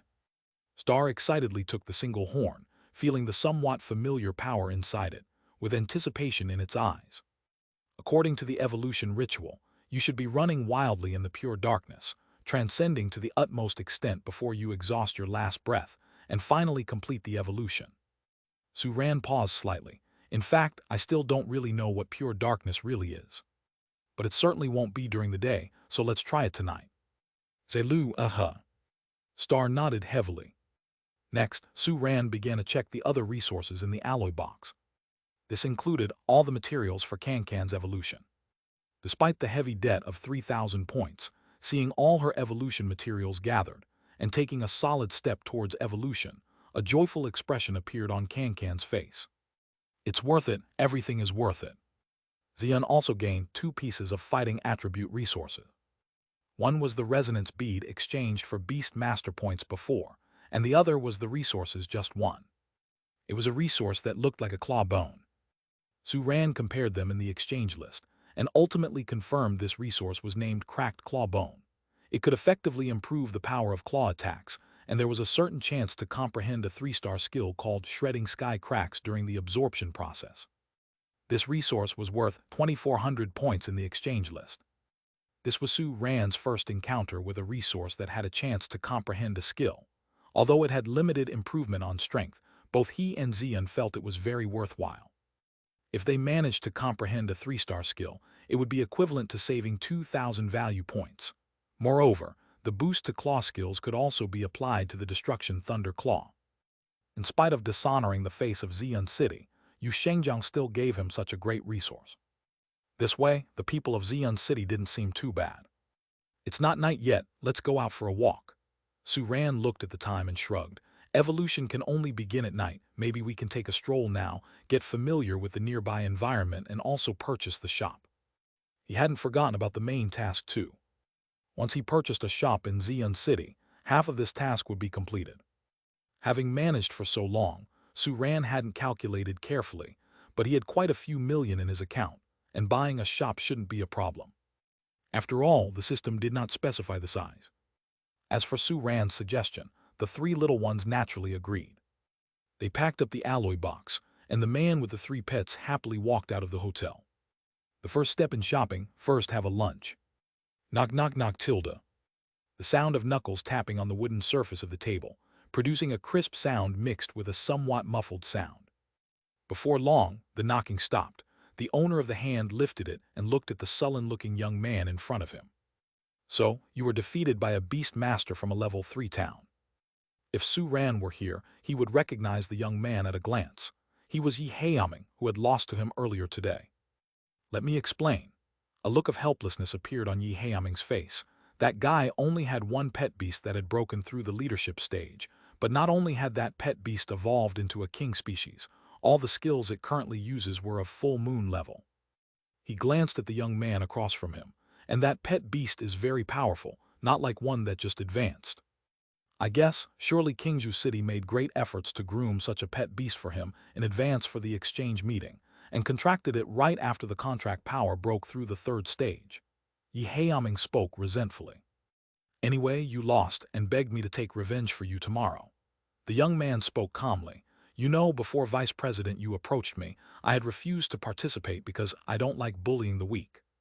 So, it seemed Yi Heaming had heard some rumors about the young man in front of him, and he looked at him tentatively. It costs extra, the young man spoke indifferently.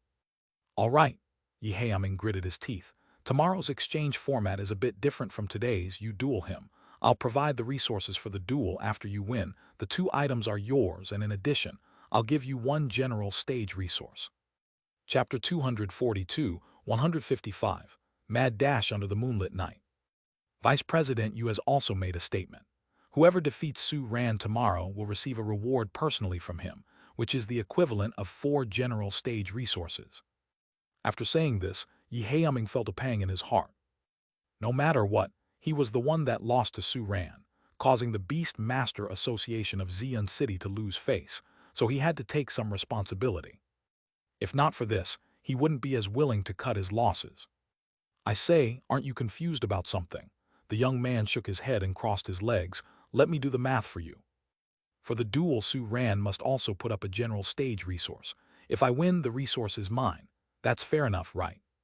Fair enough, Yi Heaming nodded. Vice President Yu rewards 1 on his personal account. That's his reward. If I win over Su Ran and achieve it, that's also fair enough, right? Fair enough. Yi Heaming nodded again, but his movement was slower this time. He had a feeling that something wasn't right. You're offering 1 resource for the duel. This resource must be provided regardless of whom you're asking to duel. In other words, it's not exclusively for me, right? No, wait. Yi Heaming furrowed his brow, sensing a problem here. Before Yi Heaming could figure it out, the young man grinned and clapped his hands together. You see, which means you're giving me a general stage resource for seeking my help. Not enough, add some more. That, add 1 more. Yi Heaming instinctively went along with the young man's suggestion. All right, that's settled. The young man bared his white teeth in a bright grin. I promise to help you secure victory tomorrow. My reputation, Chin-can, is guaranteed. The young man stood up, gave Yi Heaming's shoulder a pat and gently pushed him out. See you, no need to walk me out. Hey, Yi Heaming finally realized the trick in their conversation. When he turned to argue further, he found the door was already closed, with a do not disturb sign hanging on it. Yi Heaming. He was tricked by Chin-can. Hello, based on your needs, we have finally selected this space for you. What do you think? In a shop that hadn't been renovated, The real estate agent showed a polite smile to Su-ran. Pretty good. Su-ran looked around and nodded satisfactorily. This shop was larger than the Starfare foster care shop in Kingju City. Of course, it was only slightly larger in terms of appearance. And the layouts of both places were similar. Both were two-story buildings with the upstairs that could be remodeled as a living area. As for the location, it was within the third ring of Xi'an City. Although not in the city center, it was much more bustling than the original location in Kingju City. The key point was, the price was not high. 3,700,000 paid in full, right? Su-ran turned to the real estate agent. I'll pay in full. Can you handle the paperwork and miscellaneous details for me? Of course we can. The agent showed deep respect. Sir, please follow me to make the payment and the shop will be yours. Let's go. Su-ran snapped his fingers and followed the agent to complete the payment. An hour later, the shop was officially transferred to Su-ran's name. Su-ran looked at the system panel. Main Task 2, Prevention Before Disaster. Task Description. Please upgrade the system clerk to the system store manager and own a shop in any second-level town. Task Reward. System Clerk X2, System Upgrade Experience plus 200. With a shop in Xi'an City, half of Main Task 2 was completed. Next, he needed to promote Teacher Tony to the system store manager. Thinking of the large amount of resources needed for the upgrade, Su-ran felt a headache coming on. This would have to wait until Can-Can successfully evolves. The priority of the three little ones' evolution is, of course, higher than the system task. However, there was another matter that needed to be scheduled. Su-ran rubbed his chin. Since he already had a shop, the opening of a branch was not far off. Although it hasn't officially opened yet, a little preheating couldn't hurt. He needed to think of a way to advertise, to let the name of the Starfare Foster shop appear in the public eye in Xi'an City. So I still have to participate in tomorrow's friendly exchange. Su-ran sighed lightly. Well, for the sake of business, it doesn't matter. Looking at the somewhat dim sky, Su-ran turned his head and saw the three little ones carrying big and small packages at their side. Well, mainly Star and Can-Can were carrying them. Xi'an was lazily lying on Can-Can's shell, claiming it was to constantly feel the weight of the 3,000-point debt, but in reality, it was just taking a lazy break after a tiring afternoon of shopping. Let's go. We'll first return to the hotel to put down our stuff, and then prepare for the evolution.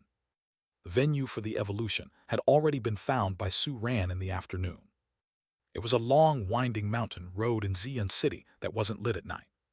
This should be the place that best meets the requirements for the evolution ritual, in Su-ran's opinion.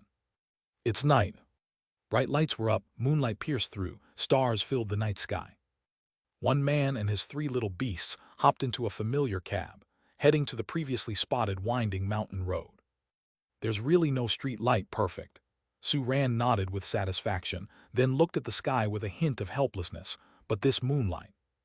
With the moonlight, it couldn't be considered pure darkness, could it? Zailu, I want to try. Star spoke with conviction. Are you sure? Su-ran's expression became a bit serious. If something goes wrong with the ritual, the evolution might become very difficult. Star nodded again. It still wasn't clear what pure darkness was. But it didn't want to wait any longer. It wanted to transcend itself, catch up with Xi'an's pace, and become more powerful. Only then could it be of more help to everyone. Feeling Star's aspirations, Su-ran was slightly touched. He fell silent for a moment, then slowly said, If that's the case, I will accompany you through the evolution. Meow Tilda and me too. Charming and me too. Xi'an and Can-Can both raised their paws in unison. With a sense of touch feeling in their eyes, Star snorted and nodded emphatically. After swallowing all the evolution resources prepared by Su-ran, Star unshrank and returned to its 4-meter height, with the night demon dragon's single horn fixed around its neck. Su-ran, holding Xi'an and Can-Can, climbed onto Star's back. They were at the foot of the winding mountain road, pointing toward the mountain top. Let's go. Zailu. Star let out a soaring cry, turned off the heart of eternal night, and began to sprint mightily toward the front. Run. Start running. The resources that were just swallowed are now exploding within Star's body. Unruly energy seeped through every inch of its body. Su-ran and the two little beasts on Star's back could feel this unusually clearly. Meow, it's starting. Having gone through one evolution, Xian looked solemn. It knew that this was the most tormenting stage. "Come on, Star." "Xilu!" Star screamed out in pain. The energy explosion felt like spinning blades tearing its body apart, causing extreme pain all over. It seemed like it wanted to melt into Star. However, it seemed to lack some guidance. This uncontrollable power was running wild inside Star's body like a headless fly, but it still couldn't be fully absorbed. What's worse was that the resonating energy from the absorbed resources was still erupting continuously. This put Star under increasing pressure and agony. "Meow tilde, this state seems a bit wrong." Focusing intently on watching Star's changes, Xian became a bit anxious. Though its own evolution had also been tough, the energy was always being absorbed under some unknown guidance, unlike Star's current situation where it was becoming more and more violent, but completely unable to absorb it all. Feeling Star's increasingly unstable state, a worried look appeared in Su-Ran's eyes as well. Could it really be due to the moonlight?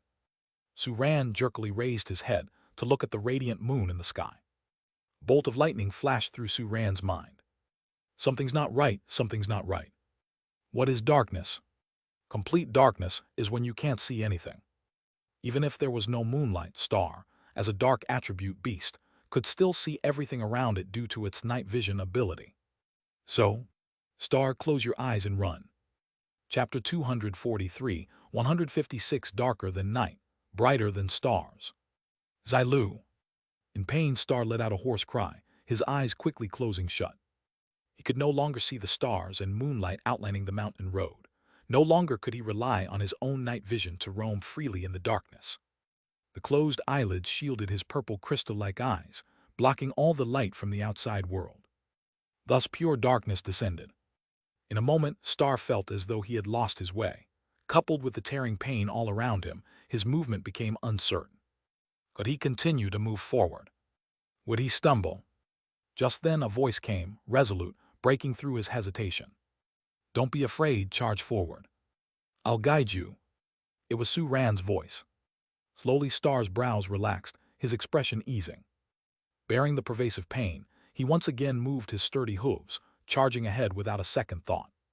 Even if he couldn't see anything on the road, even if he couldn't see the obstacles, couldn't see the bends in the mountain road, at this moment, Star felt a sense of tranquility in his heart. The savage and disorderly power surging within him seemed to find direction in response to the change in his emotional state. They began to merge bit by bit with Star's body, transforming into Star's own power. Star's momentum increased visibly, and the pain around him appeared to lessen at that moment. However, Su-Ran, Xian and Kankin still had their brows furrowed. They noticed that, while all other resources had begun to be absorbed, the single horn that had always been hanging around Star's neck hadn't moved at all. This was the main material for evolution. Without it, how could the evolution be successful? Turn right ahead. Su-Ran remained steadfast, continuing to guide Star's direction with a determined tone. However, his eyes carried a hint of worry, and he exchanged a glance with Xian. Xian was staring intently at the horn of the mature night demon dragon, her face showing signs of contemplation. Although she had evolved once before, her evolution didn't have much in common with Star's, and she could only offer limited help at this moment. The refusal of the horn of the mature night demon dragon to be absorbed. Could it be that it couldn't simply be hung on the body, but should be worn in another way? Xian glanced over at an innocent Kankan and slightly nodded. A horn, after all, should naturally grow on the head. As Xian shared her conjecture via their contract bond, Su-Ran also lightly nodded. That seemed like a reasonable explanation. A horn that grew on the head, huh? Star, keep running. I'll help you change the place where you wear the horn, Su-Ran boomed. And facing the oncoming strong wind, he removed the night demon dragon horn hanging from Star's neck and attached it to the top of Star's head. After a moment, Su-Ran shook his head slightly. This mere attachment was still not enough to enable Star to absorb the energy. Then let's try another method. Su-Ran's gaze landed on the white scar between Star's eyebrows. This white scar was the most striking part of Star's body, as it had a color that was entirely distinct from the rest. At this moment, Su-Ran had an idea. He tightly gripped the base of the horn and pressed it hard against the white scar between Star's eyebrows. The next second, something extraordinary happened. The horn that had previously shown no response, even though it was filled with massive energy, suddenly exploded with a deep light. Even in the black of night, Suran could see that black power was rapidly flowing into Star's forehead, as if to paint everything black. Xilu!